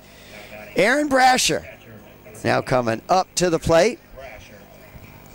Stover taking a little time to chat with Brasher and make sure Brasher's on board, on deck with everything he wants to do. There you see Coach Stover send out the signs to his base runners. Justin Quilliton on first and Tucker Bishop on second. So Aaron Brasher grounded out to third in the second, struck out in the fourth. Chance to do some damage here. That pitch outside. So Kyle Martinez now in the game, comes in relief of Pre-John Bynum. Pre-John Bynum, hard luck pitcher, could go to 0-4 on the season if the Comets don't come back. Brasher hits this one right to the shortstop Ferris, flips to second for one, over to first. That'll be a double play. And so, boy, that's what you like from your guy out of the bullpen. Come in, get a ground ball, double play out of the inning. And at the end of 5 innings of play, Falcons now up over the visiting Comets, 6-1. Folks, top of the 6th inning, new pitcher for the Falcons, Rolando O'Halloran. Into pitch now for the Falcons, so closes the books on Nick Driscoll. Pretty effective outing for Driscoll. He goes 5 innings, gives up 1 run, 1 earned run, 3 hits, and had 5 strikeouts to go with his 1 walk. And Driscoll in line to be the winning pitcher in today's game. So O'Halloran ready to face big Max Filipchek and starts him off with a pitch over for a strike. And Nick Driscoll, if the Falcons hang on, would be his first win on the season. O'Halloran set, and here's the next pitch. Looked pretty good, must have been outside, so the count now 1-1. Rolando O'Halloran has been tremendous for the Falcons out of the bullpen this year. 1.35 earned run average. Next pitch takes a little off that one. Bishop grabs that, throw over to first, easily retires Max Filipchek for the first out here in the top of the 6th. So Rolando O'Halloran, as we said, 1.35 ERA, already has 1 victory on the season to go with no losses. This is his 5th appearance. He's pitched 6.2 innings of work, only given up 5 hits and 1 earned run in those 6.2 innings, 4 walks to go with 3 strikeouts. Now up at the plate, Damian Marshall, first pitch in the dirt for a ball. Damian Marshall 0 for 2 against Driscoll, first time facing O'Halloran. And here's the 1-0 pitch, low again. That'll be 2 balls, no strikes. O'Halloran there, looks like he's just working away to Damian Marshall. We'll see if he comes inside, tries to pound the inside part of the play. Here's the next pitch, outside again, so the count 3-0. So O'Halloran coming in, just trying to get his bearings, kind of see where the strike zone is at.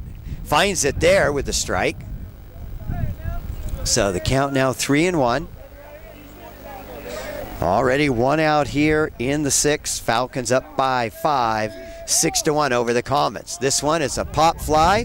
Quilliton takes a few steps back on the grass and able to make the catch for the second out. So a little pop up to the second baseman. 2 up, 2 down for O'Halloran. And now coming up to the plate, Chris McAllister.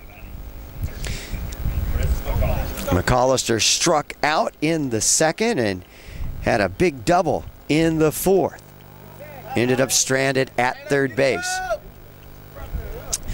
So O'Halloran set that first pitch outside for a ball, count 1-0. 2 outs here, Falcons up 6-1, top of the 6th. Here's the next pitch, that one in the dirt, gets by Brasher. And so the count now 2-0. So O'Halloran still working on finding that strike zone. Gave up 3 balls to Marshall before he got him to pop up to JQ. That one at the knees for a strike. Count now 2-1. Wind now shifting straight out to center field. Get the ball up in the air. It's going to carry. Next pitch outside for a ball. So O'Halloran has just been missing on the outside part of the plate to the right-handed batters. Count now 3-1 with 2 outs here in the top of the 6th. O'Halloran likes to work quickly. Here's the 3-1 pitch over for a strike. Count now full. O'Halloran, of course, played his high school ball at Vallejo. The former Apache graduated in 2011. 1-4, 4.48 ERA his senior year. And that one is hit sharply, gets by JQ all the way into center field. And so a 2-out base hit by Chris McAllister keeps the inning alive for the Comets. Ryan Tuck now makes his way to the plate, and Ryan Tuck has not had much luck at the plate. 2 strikeouts, both of those against Driscoll in the 2nd, and ended the 4th inning with McAllister standing at third base.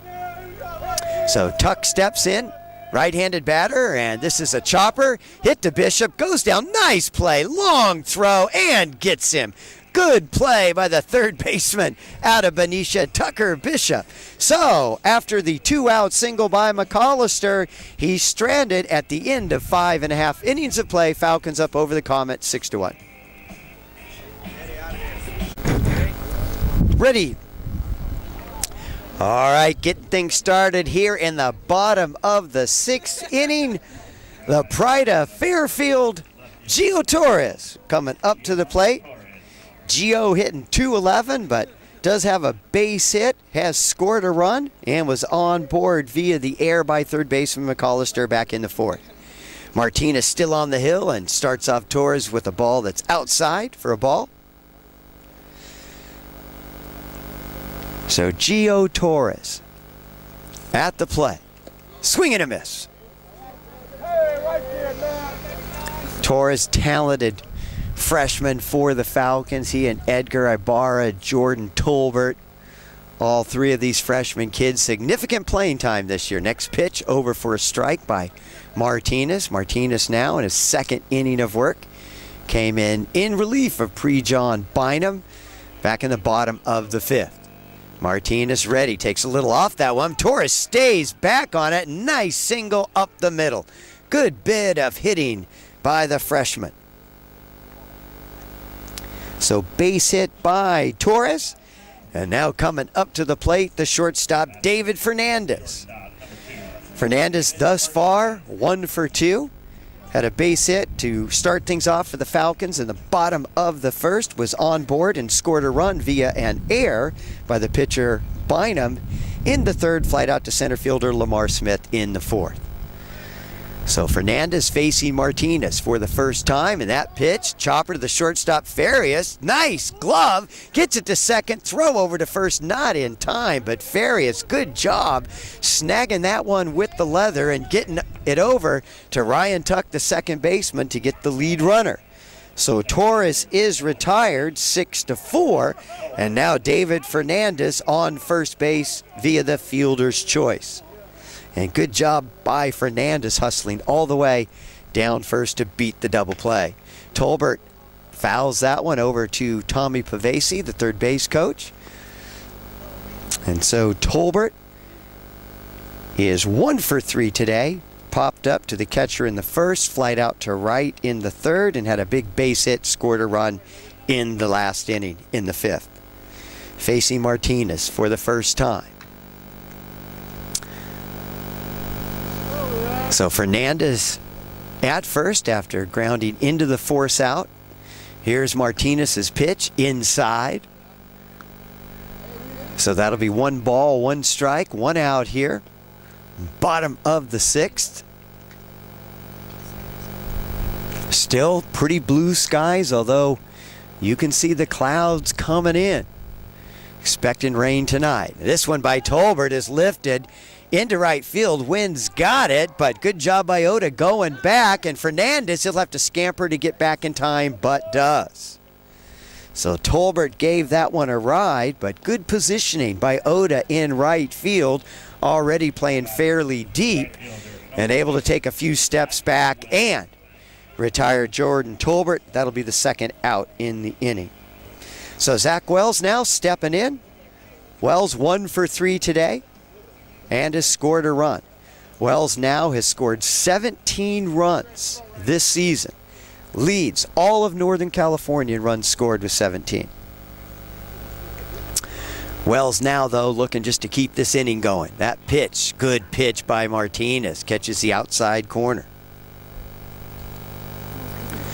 Wells also scored a run in the third when he was hit by a pitch and aboard a fielder's choice, so Wells actually 1 for 2. Don't want to count that hit by a pitch. Nice throw over by Martinez, close play, but Fernandez back in time.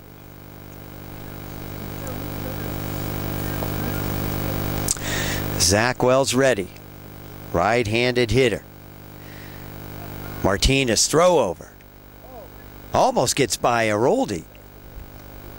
Aroldi kind of stumbling in the dirt, tripping over his hat, but able to keep the ball from getting by him. Martinez ready. Here's the pitch, and it's high. That'll even the count at 1 ball, 1 strike with 2 outs here in the bottom of the 6th. Falcons would like to extend the inning, see if they can get a few more runs home. As I said earlier, no lead is safe in community college baseball. There goes Fernandez. This one is lifted into center field. Here comes a left field over. Center fielder Smith able to make the catch, and that'll be the 3rd out of the inning. So Wells really gave it a ride, got it up in the wind, but good job by the left fielder getting over there to make the catch. So Falcons knocking on the door, but not able to get another run across at the end of 6 innings of play. Falcons up 6-1. All right, so getting things started here in the top half of the 7th inning. Colin Curry, the catcher, coming up to the plate.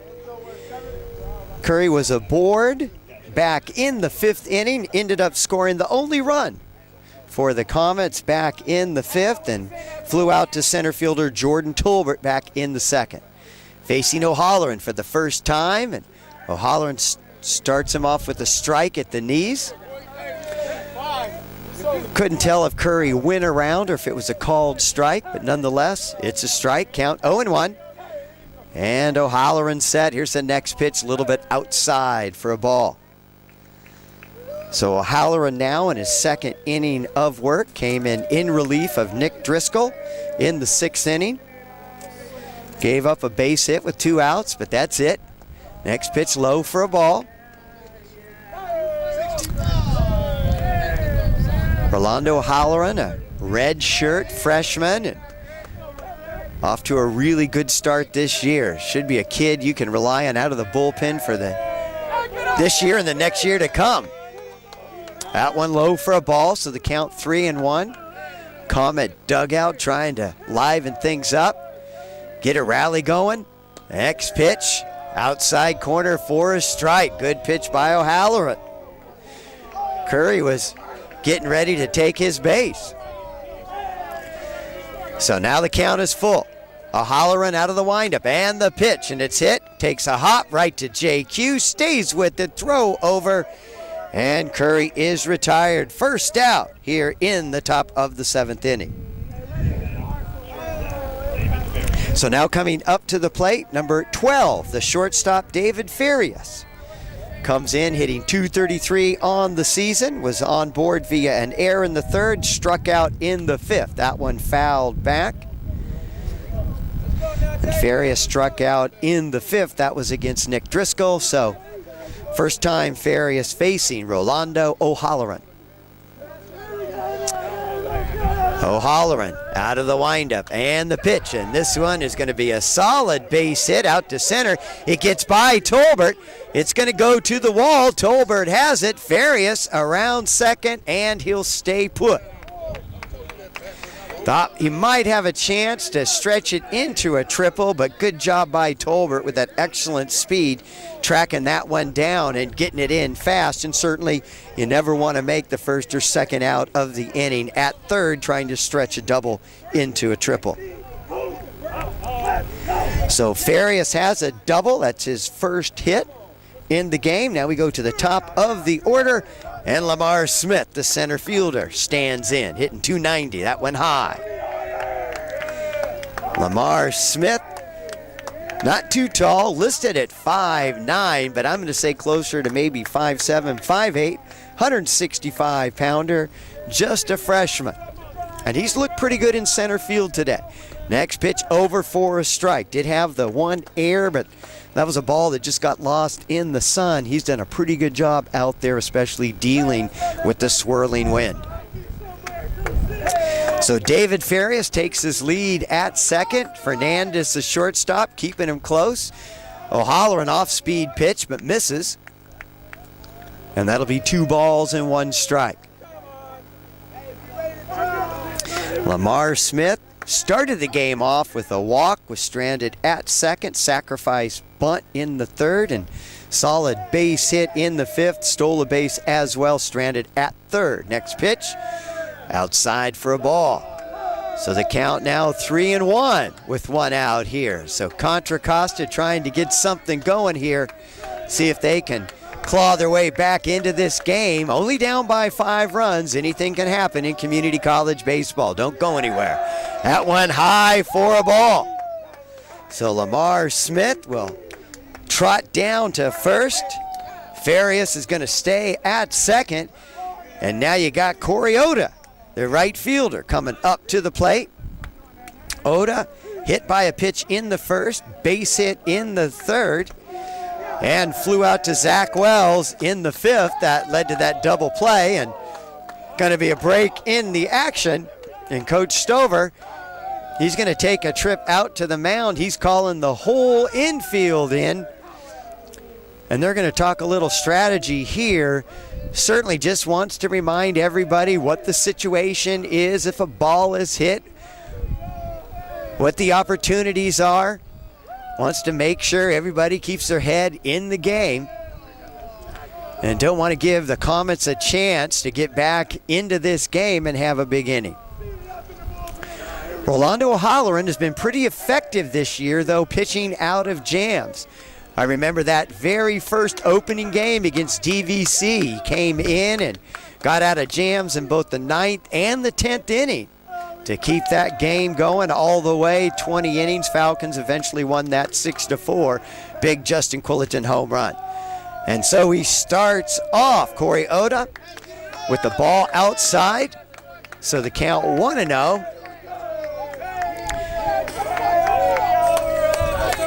Corey Oda, not too big, 5'8", 150-pounder. That ball outside. So the count 2-0. Contra Costa dugout really getting into this. Trying to really get some momentum. And big game for Contra Costa. Big game for the Falcons too. 1-1 conference start. Both these teams want to get to over 500 in conference play. O'Halloran with the strike there. So the count now 2-1. So runners on first and second for Contra Costa. O'Halloran here. He'd love a ground ball somewhere. Get him out of this jam. And he's set. Here's the pitch in the dirt. Good play by Brasher. So the count, now actually that's ball 4. Looking at the scoreboard, thought it was ball 3. I know better than doing that. Watch my own scorebook, but I can tell you this, bases full now with just 1 out. So O'Halloran, after getting the first batter, Colin Curry, on a grounder to Quilliton, the second baseman, has given up a double and 2 walks here. Bases full. Joe Eroldi, pinch hitter, now coming up, batting in place of Joe Eroldi. Once he turns around, I'll get his number and name to you. But right now, pretty big spot for the kid at bat. His first pitch over for a strike. So David Farias at third, Lamar Smith at second, Corey Oda at first. Pinch hitter at the plate for the Comets. Next pitch outside corner for a strike. Nice pitch by O'Halloran.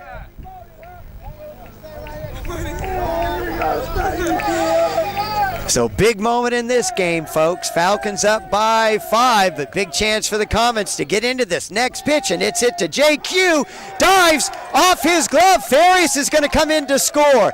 Here comes Smith. Wells gets it, throws it back into the infield, so 2 runners on. Big base hit by Derek Parnell, the pinch hitter for the Comets. 2 runs come across on the base hit by Parnell, and now the score is 6-3 in favor of Solano. So Farias comes home. Lamar Smith able to scamper home. Corey Oda all the way to third, and Derek Parnell now standing at first, give him 2 runs batted in. And now there's going to be a new pitcher.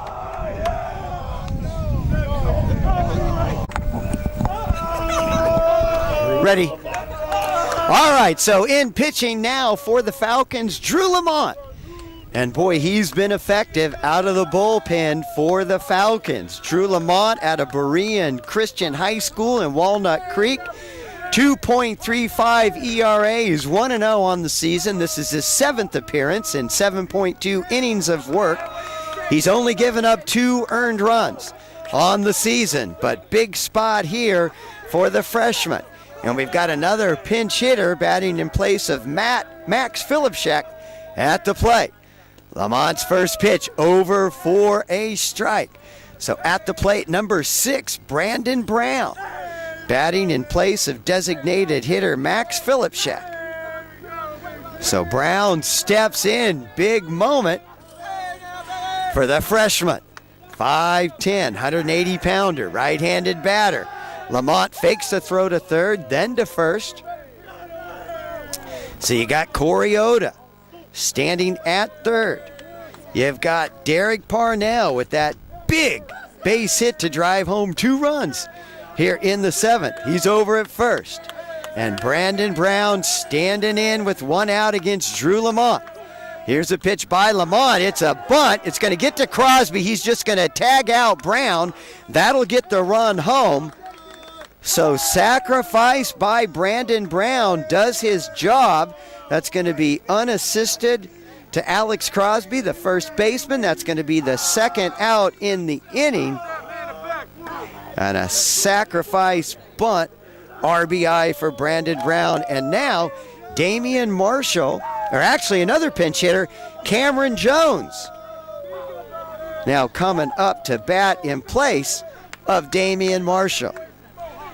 So Cameron Jones, number 8, and he steps in hitting 200 on the season, 1 for 5. Does not have a run batted in. Boy, kid like to get his first run batted in of the season right here. Cameron Jones, he's just a freshman. That'd be his first RBI in community college baseball. So Lamont, that pitch low for a ball. So now just a runner at second. Derek Parnell, 2 outs. Cameron Jones steps in, and this one is lifted to center field. Tolbert's going to go back, settles under it, and makes the catch for the 3rd out, but not before the Comets able to scratch 3 more runs on the board. And at the end of 6.5 innings of play, folks, it's time to stretch. Falcons still up 6-4. All right, we're ready to get things started here. Bottom of the 7th inning, and the Comets now back into the game. We've got a ball game, folks. Falcons up just by 2, 6-4 as we head into the bottom of the 7th. And up to the plate comes Alex Crosby. Crosby started the game hitting .354 on the season. And so far, he's 1 for 2. Popped up to the shortstop. First pitch by Martinez. This one ripped. And this one might get all the way to the wall, and it does. There you see Corey Oda trying to track it down. He bobbles it. Crosby's not stopping at second. He's going to go all the way to third. Stand-up triple for the pride of Wilsey Wood High School. Alex Crosby getting things started for the Falcons here in the bottom of the 7th. And one thing the Falcons have done well throughout the tutelage of Coach of head coach Scott Stover's career here at Solano. They always answer back. Team puts runs on the board. They're going to come back and try to get those runs back. Certainly a good start for the Falcons. Now only ahead by 2. Crosby opens things off here in the 7th with that leadoff triple, and now Nick Speeney comes up to the plate. That's the second hit for Crosby today. That pitch a little bit low to Nick Speeney. Nick Speeney so far 0 for 2, but did have an RBI in the 3rd.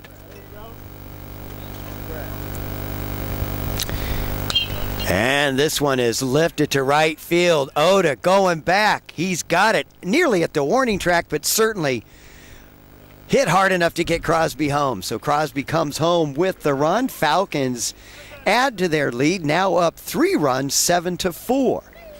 So another RBI fly. That first RBI back in the 3rd was on a fly ball to the shortstop Farias that got a run home. That was over in foul territory. Zach Wells able to scamper home, and this time the deep fly all the way to the warning track in right field gets Crosby home from 3rd. And so now up to the plate. Tucker Bishop steps in. Tucker Bishop, 2 for 3 today. That pitch high. Bishop, first time up, had a stand-up double, grounded out to the third baseman in the 3rd, RBI single in the 5th. So another solid game for Tucker Bishop. That one fastball at the knees, good pitch by Martinez. Like Martinez, he works quickly. I think everyone in the stands appreciative of that as it's getting colder here, folks. That pitch looked like it was over for a strike, but Martinez doesn't get the call. So it'll be 3 balls and a strike. Martinez is thinking it should be 2-2. I think I'd agree with him there. All right, 3-1 pitch by Martinez. This one chopped foul. There you see Tommy Pavesi going for the soccer stop. Can't come up with it. That's why he's a baseball player. And one of the best ones in the history of Solano Community College. So wind whipping around here. That one is lifted. That's going to be in shallow right field. Second baseman going out, and he drops it. Right fielder comes in. Oda almost able to get it on the rebound, but can't secure it. So first Ryan Tuck made a play on it, bounced out of his mitt. Oda, who was flying in from right field, almost dove and came up with it, but not able to secure it. And again, that's a much tougher play than it looks like. Looked like just a pop up to the second baseman. I'm not sure what's going on here, folks. Our crew, we're getting entertained watching the Comets do a little dance routine. I thought Dancing with the Stars was on Monday. All right. Here we go. So Martinez set a swing and a miss by JQ. Throw over, and Tucker Bishop barely getting back to first there. Nice throw down by the catcher, Curry. So Tucker Bishop aboard the E4. The air on Ryan Tuck, and Justin Quilliton now at the plate. 1 out here in the bottom of the 7th. Swing and a miss. There goes Bishop, and he's able to get there. Farias can't hang on to it. Gets into center field, but good hustle by Smith there, the center fielder, to come in and get that, prevent Bishop from getting to 3rd.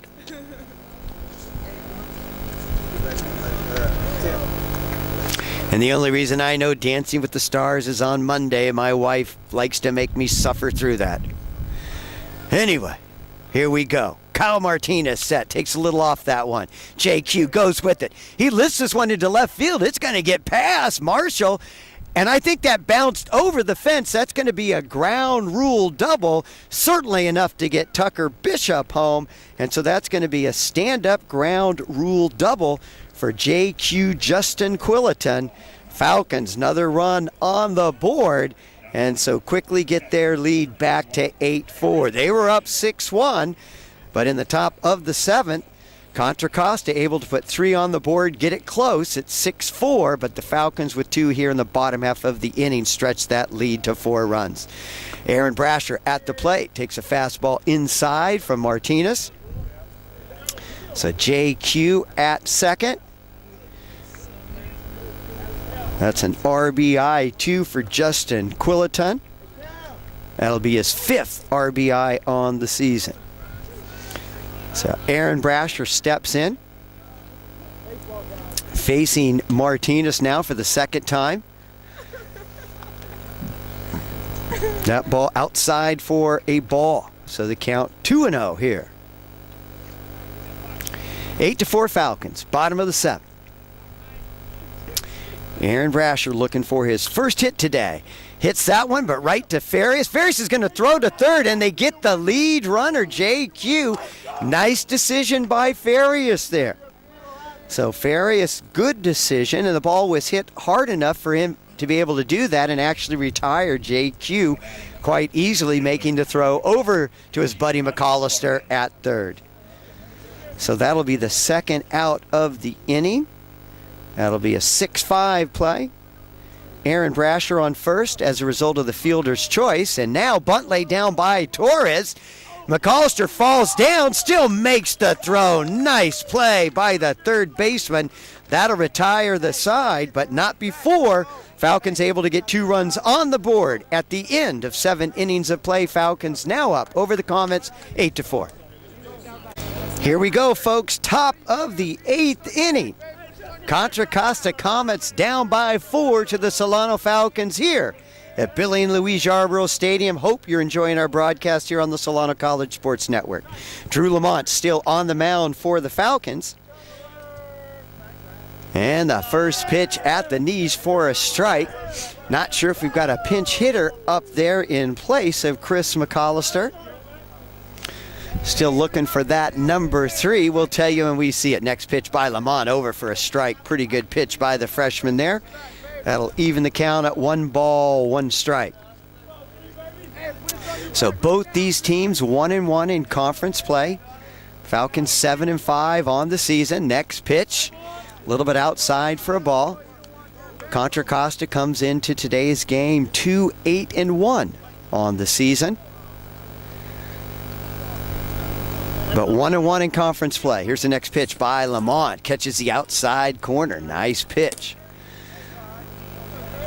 Coach Stover has to be happy with his bullpen thus far this season. Drew Lamont has given him excellent innings. So is O'Halloran. That pitch a little bit outside for a ball. Mike Duman's been pretty good. Ryan Ernest has pitched well. He's had some tough luck, but he's pitched pretty effectively.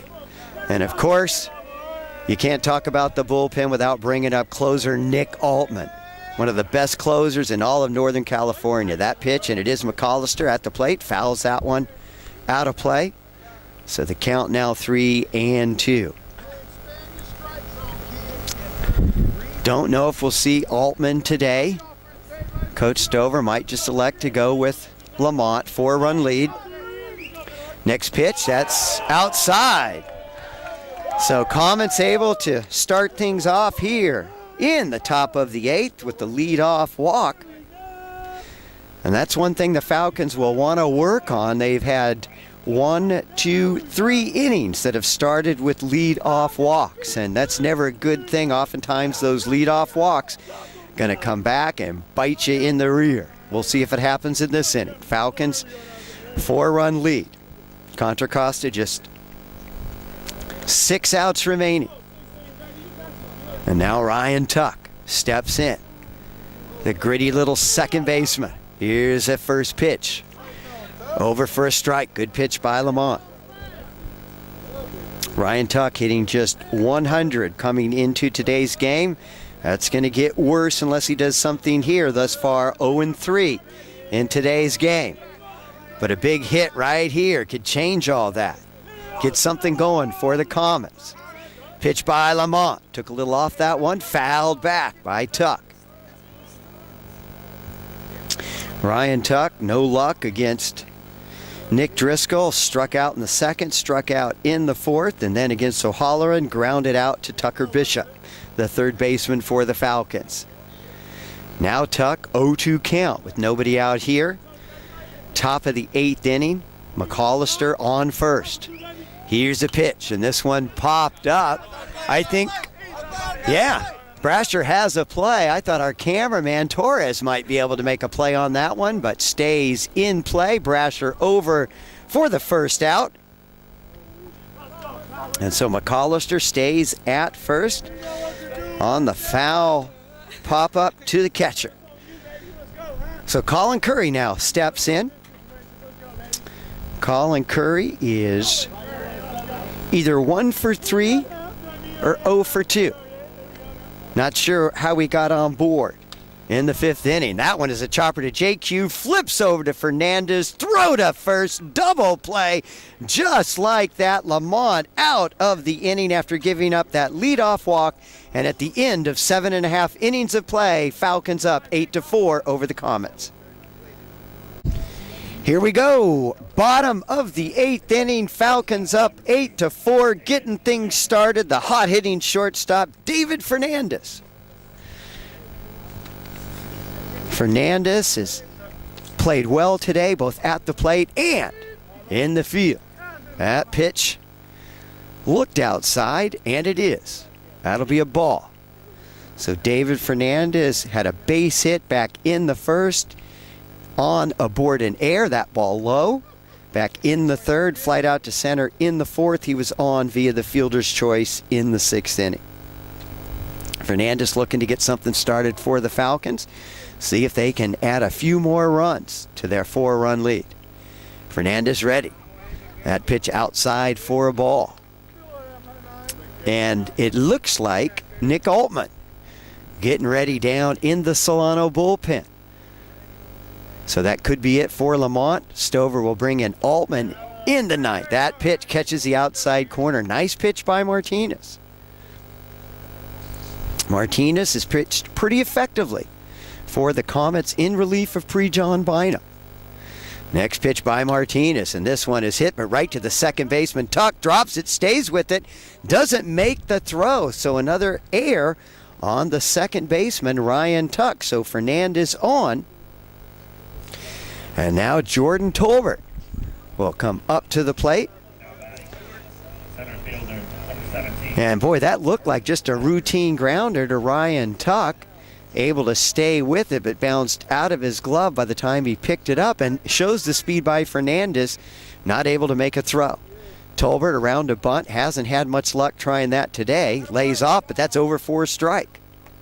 Tolbert tried to sacrifice bunt back in the first after Fernandez was aboard with the leadoff single. Popped that one up, and Curry went over, made the catch. And back in the 5th inning, back in the 6th inning, Tolbert tried to bunt a couple times, couldn't get the bunt down, ended up flying out to right field. So a little meeting on the mound. Coach Marvin Webb, the 16-year veteran coach of Contra Costa, the former all-conference player back in his days with Contra Costa, 1971-72. And we already talked about his minor league career. And so has a few words of encouragement for his pitcher, Kyle Martinez. And really, when you look at Martinez, he gave up 2 runs in the 7th, but a lot of that had to do with the error by second baseman Ryan Tuck. There goes the runner, and Tolbert lifts this one just over the glove of Farias, so that gets Fernandez down to second. So it looked like Stover had the hit and run on, and Jordan Tolbert delivers with the clean single. So Tolbert at first. Fernandez standing at second. And guess who's coming up to the plate? Zach Wells, hitting .333 on the season. Scored 2 runs in this game. Had a big leadoff triple RBI in the 5th inning. When he was up in the 6th, he gave the ball a ride to deep center field, but Lamar Smith, the center fielder, able to go back and make that catch. So I think that's going to be it for Kyle Martinez. And out of the bullpen, Christian Suarez coming in. Christian Suarez has pitched 7.1 innings thus far this season. No earned run average. He is 0-1. I was looking at his batting numbers. He's 0 for 1 at the plate, but on the mound, 2.45 ERA. No decisions. This will be his 5th appearance in 7.1 innings of work. He's given up 2 walks and 2 strikeouts. Ready. All right, here we go. So Christian Suarez on the mound for the Comets, and he'll get things started against one of the best hitters in Northern California, Zach Wells. Wells already squares around to bunt with nobody out, and pickoff almost got Fernandez. Nice play by Contra Costa. Wells went for the bunt, and Ryan Tuck sneaking in from second base, and they almost had Fernandez. All right, so infield in, ready for the bunt by Wells, and then he pulls back and swings, comes up empty. And Wells is probably one of the few guys that you'll see Stover try to work that play on. Square around a bunt, pull it back, and try to chop something through and get it through the infield.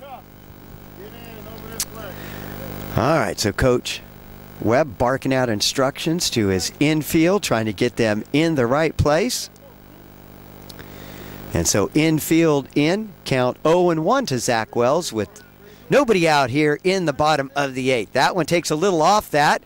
Wells lays down a beauty of a bunt. No chance but for McAllister to go over to first. So nice bunt by Zach Wells. Does his job. Moves the runners over with the sacrifice bunt. And now you got Fernandez standing at third, Tolbert at second with 1 out. And now you got Alex Crosby coming up to the plate. Crosby already with 2 hits in this game, 2 runs batted in. He'd like to add to that Ribby total right here, and he's got a good opportunity for that. Here's a pitch by Suarez. Takes a little off that one in the dirt. So the count 0-1 to Alex Crosby. Crosby came into this afternoon's game hitting .354 on the season, and that's going to go up significantly, especially if he does something here. Here's the next pitch by Suarez. Takes a little off that one as well, but misses. So the count 2-0, and I'm going to be surprised now if Crosby gets a look at anything. He can drive anywhere. Probably going to get that slow off-speed stuff. And that one, over the plate and rips it to right field. Bounces in front of Oda. Oda able to dig it out of the fence. Fernandez home, so is Tolbert. And so Alex Crosby, that's going to be a double. So Crosby, if he can get up one more time, which probably isn't likely, chance for the cycle with the double there by Alex Crosby. He now has 4 runs batted in today's game. So Nick Spini now up at the plate. Fernandez home. Tolbert home. 10-4 Falcons. Chance to do even more damage with Crosby standing at second. And there's just 1 out here. And Coach Stover calls a timeout quickly. He pulls Crosby in from second and having a chat with Nick Spini. Maybe putting a play on here.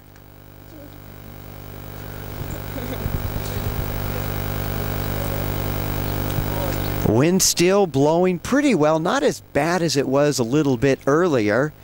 And we're getting to 4:45. Game started at 2:05 here at Billy and Louise Yarborough Stadium. But it is getting cooler. You can kind of see the fans over on the Solano side bundling up, trying to stay warm. Not too many folks here from Contra Costa, but still probably 10-12 folks in the stands supporting the Comets. Things not going well for the Comets today. It's been a rough season so far, but they're going to battle all the way. Here's the pitch by Suarez as Spini is ready. Takes that one for a ball. So the count 1-0 to Nick Spini. Spini out of Armio High School. Spini last year started as a freshman, and that pitch swing and looked like Spini able to foul that one off. Spini wanted that one too. Spini last year, pretty good start to the season, and then broke his wrist, out for the rest of the season. Still cost him a year of eligibility, and now in his sophomore campaign for the Falcons. Here's the pitch by Suarez. Takes a little off that one. Good eye by Spini. And misses for a ball. So the count now 2-1. 10-4 here in the bottom of the 8th. Falcons and Comets going at it. First time out of 4 games they'll play, and that one is lifted into left field. It's going to bounce in front of Marshall, goes over his head. That's going to get all the way to the fence, and so Crosby, he was going to score anyway, but Spini showing his wheels there. He's going to get into third. So that's going to be a base hit and then a 2-base error on the left fielder Marshall. So Crosby comes home to score. That's the 3rd run that Crosby has scored in this game. So Crosby, 3 hits, 4 RBIs, 3 runs. Crosby looking pretty good to be our post-game guest. Falcons still have to finish, take care of work, and end this game, but looking pretty comfortable now, up by 7, up 11-4 over Contra Costa. And that's going to be it for Suarez, and he's going to head to the dugout. Coach Webb out on the hill talking to Colin Curry. And now 33, that's Dominic Cooper, so we're probably going to see some kind of switch here. So Dominic Cooper coming out of the dugout, and he'll start pitching. I was a little fooled.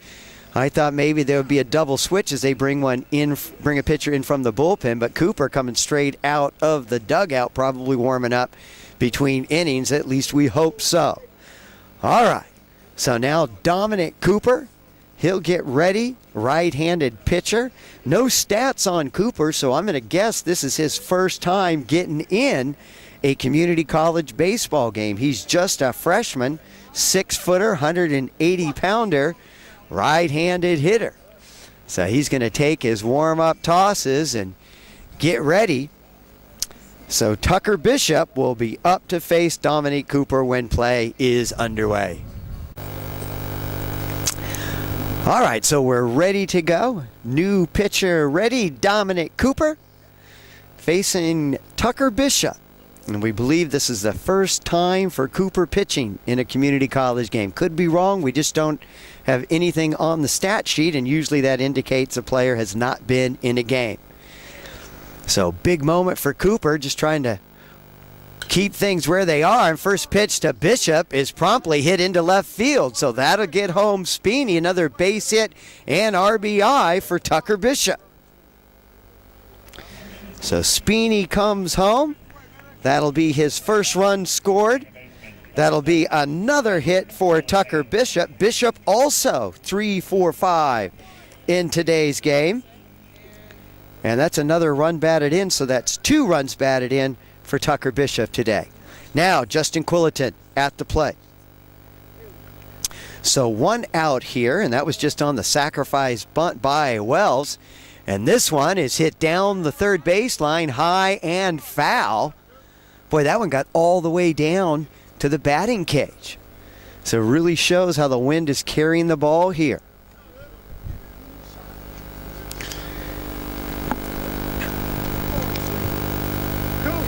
All right. So Tucker Bishop back at first. Cooper set. Looks into the dugout, gets his sign. Checks the runner at first. And here's the pitch. That one in the dirt. Good job. No, Curie, and Bishop's going. I thought Curie blocked it. Runner wasn't going to go, but Bishop able to scamper down to second. So that'll probably go as a pass ball. Ball was in the dirt, but Curry's been knocking those down. And the next pitch to JQ outside for a ball. So the count now 2-1. JQ set. Cooper peers in, gets his sign. Checks Bishop.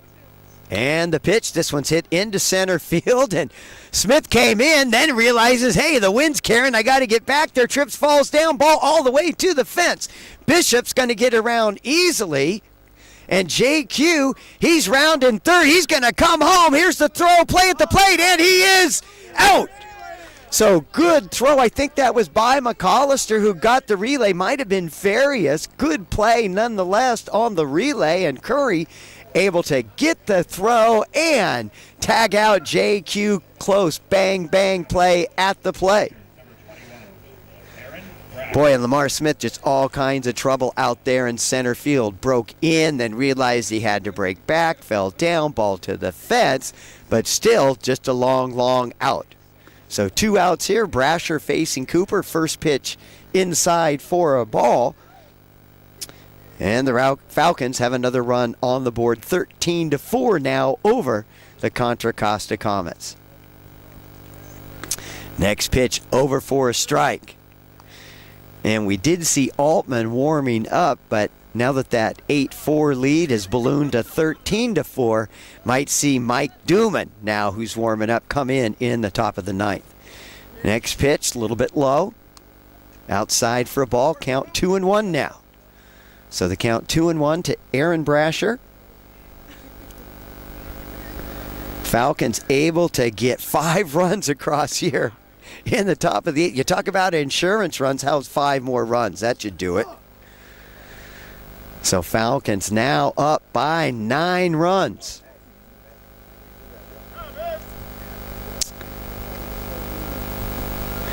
All right, here's a pitch by Cooper. Inside for a ball, and I was just thinking about scoring that hit by JQ. Probably going to be a double, a base air, and then thrown out at the plate. And I think that was an 8-12-3. 2 out as Brasher takes ball 4. All right. So still 2 outs. Runner on now for the Falcons after Brasher walks. And now Gio Torres at the plate. Torres set, facing Cooper for the first time. Cooper's pitch, and it's hit right back to the pitcher. Cooper has it, drops it, picks it up, and throws over to first. And so that'll do it. That's a 3rd out, but not before the Falcons get 5 big insurance runs.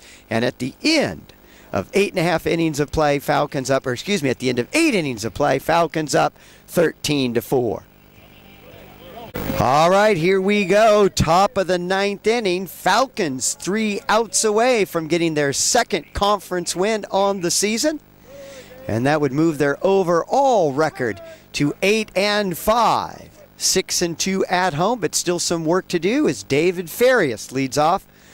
And Mike Duman on the hill to greet him. Starts him off with a strike.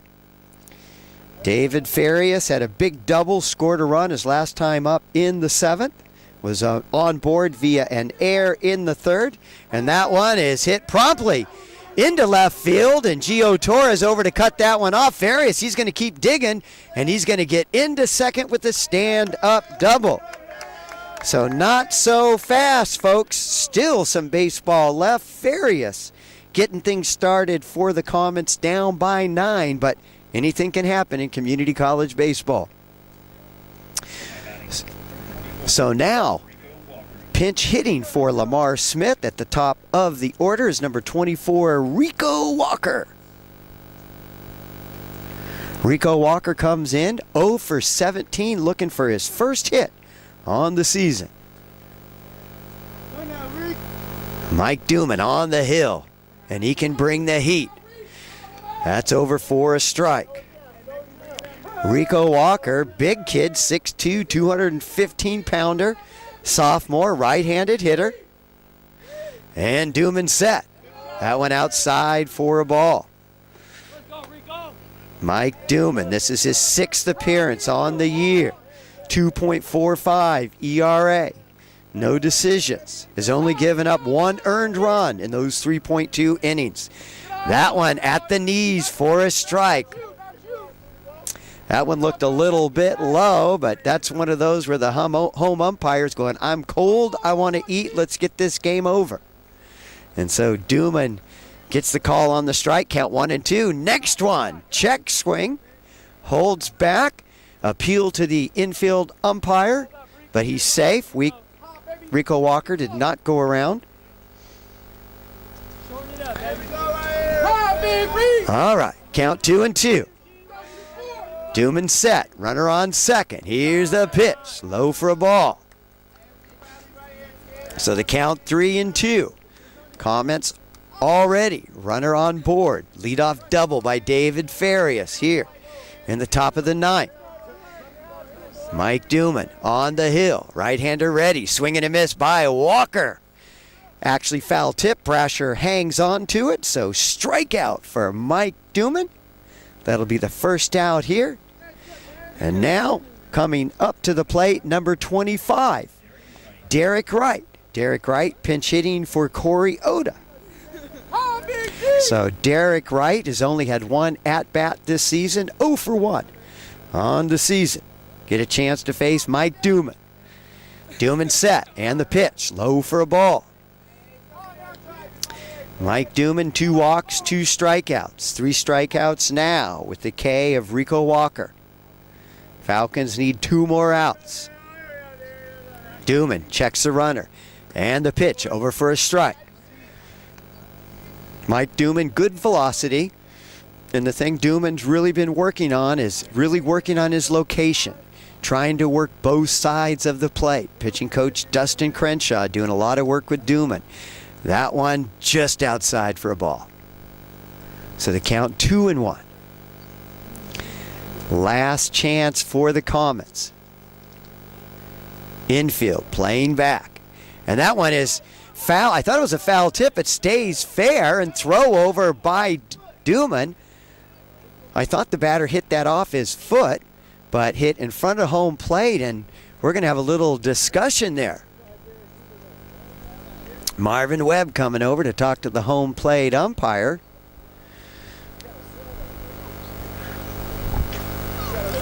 And discussion there on whether or not the ball actually hit the batter rather than hitting the dirt in front of the plate, which then would have made the ball fair. Marvin Webb, of course, very calm, controlled. Actually has a degree in Christian studies, went to the East Bay Theological Seminary. Very active in his church, just a good man. Marvin Webb, the former minor league player for both the Dodgers and the A's, so has his say, trots back to third.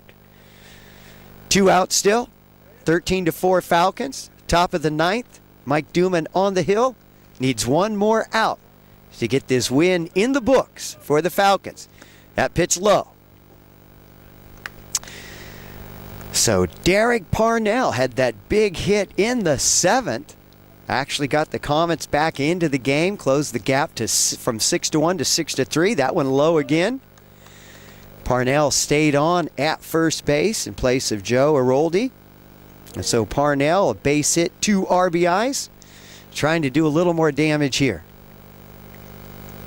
Dooman set.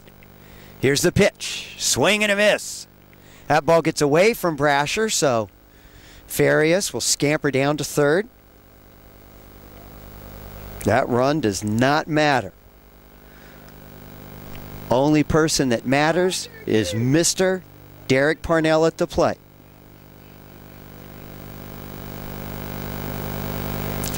So Dooman back on the hill. He'll look in, get the sign. Probably won't even check the runner. Pitching out of the windup. Here's the pitch. Swing and a miss by Parnell. So the count now 2-2. 2 outs here. Billy and Louise Yarborough Stadium. Deuces wild. 2-0 on the mound. Needs 1 more pitch. And here it comes. A little low and outside for a ball. Count now 3-2. Parnell, good job working the count. Just trying to stay alive. Keep this inning going. Get on base by any means necessary. Here's a pitch by Dooman, and it's a chopper, but foul. Coach Webb there thought about going down and scooping it up. Said, "No, I put my time in. 10 years in the majors at second base. Also outstanding career at Contra Costa College and at St. Mary's." All right, here we go. Full 2 count. Dooman set, and the pitch, swing and a miss. Ring him up. Strike 3 called, folks. That will do it. So at the end of 8.5 innings of play, the Falcons go on to record their second conference win. They go to 8-5 on the season with a 13-4 win over the Contra Costa Comets. Well, folks, we're going to take a quick little break, and we'll be right back with our post-game report. I'm going to go see if I can round up Alex Crosby to get him over here in the broadcast booth. All right, folks, I'm here with Alex Crosby. Pretty solid game for you. If you got up another time, maybe a chance to go for the cycle, right? Single, double, triple, 3 for 5, 4 runs batted in. Pretty good getting into this game after sitting the one out on Saturday. Tell us about the game today. Well, I came out, I worked harder the other day. I stayed and hit because I wanted to do something like this. Just to prove my game missing, I needed to step it up. Make something happen. How did it feel having to sit out of that game on Saturday? And, you know, we've looked at the play over and over again. Of course, Alex Crosby ejected from the loss to Marin on Thursday play at the plate. Give us your kind of thoughts on that game, because it didn't look like there was anything malicious. You're just going in there trying to score a run for your team. Well, I just tried to go in there hard, you know, end of the game, trying to make something happen. It wasn't intentional, but I guess it might have looked that way to the umpire, but I just tried to give us a chance to win, tie the game up. Excellent. And so after that tough loss to Marin, 4-3, you guys come back, you put a shellacking on Laney, another big win today over Contra Costa. Tell me how this feels in terms of getting into conference play. It feels good to start out 2-1. That's what we need. Just need to keep it rolling, get more wins so we can get that title. And you got a big game against Mendocino. Don't know the outcome today, but they're 2-0. Tell us a little about Mendocino coming in for Thursday's game. Oh, they're going to have some trouble. We're going to bring it to them. We're going to have a good game. Folks, you heard it here on the Solano College Sports Network, visiting with Alex Crosby. Alex, thank you so much for taking time with us today. Very good game. Best of luck to you for the rest of the season. Thank you. All right, folks, that'll do it here on the Solano College Sports Network. I'm Greg Poff. Special thanks to Orlando Torres, our tremendous camera person. Falcons able to come away with a big win today, 13-4 over Contra Costa. And Nick Driscoll picking up his first win on the season, goes to 1-0. Prejon Bynum, on the other hand, 0-4 for the Contra Costa Comets. Thanks for checking us out here, folks, on the Solano College Sports Network. We are out.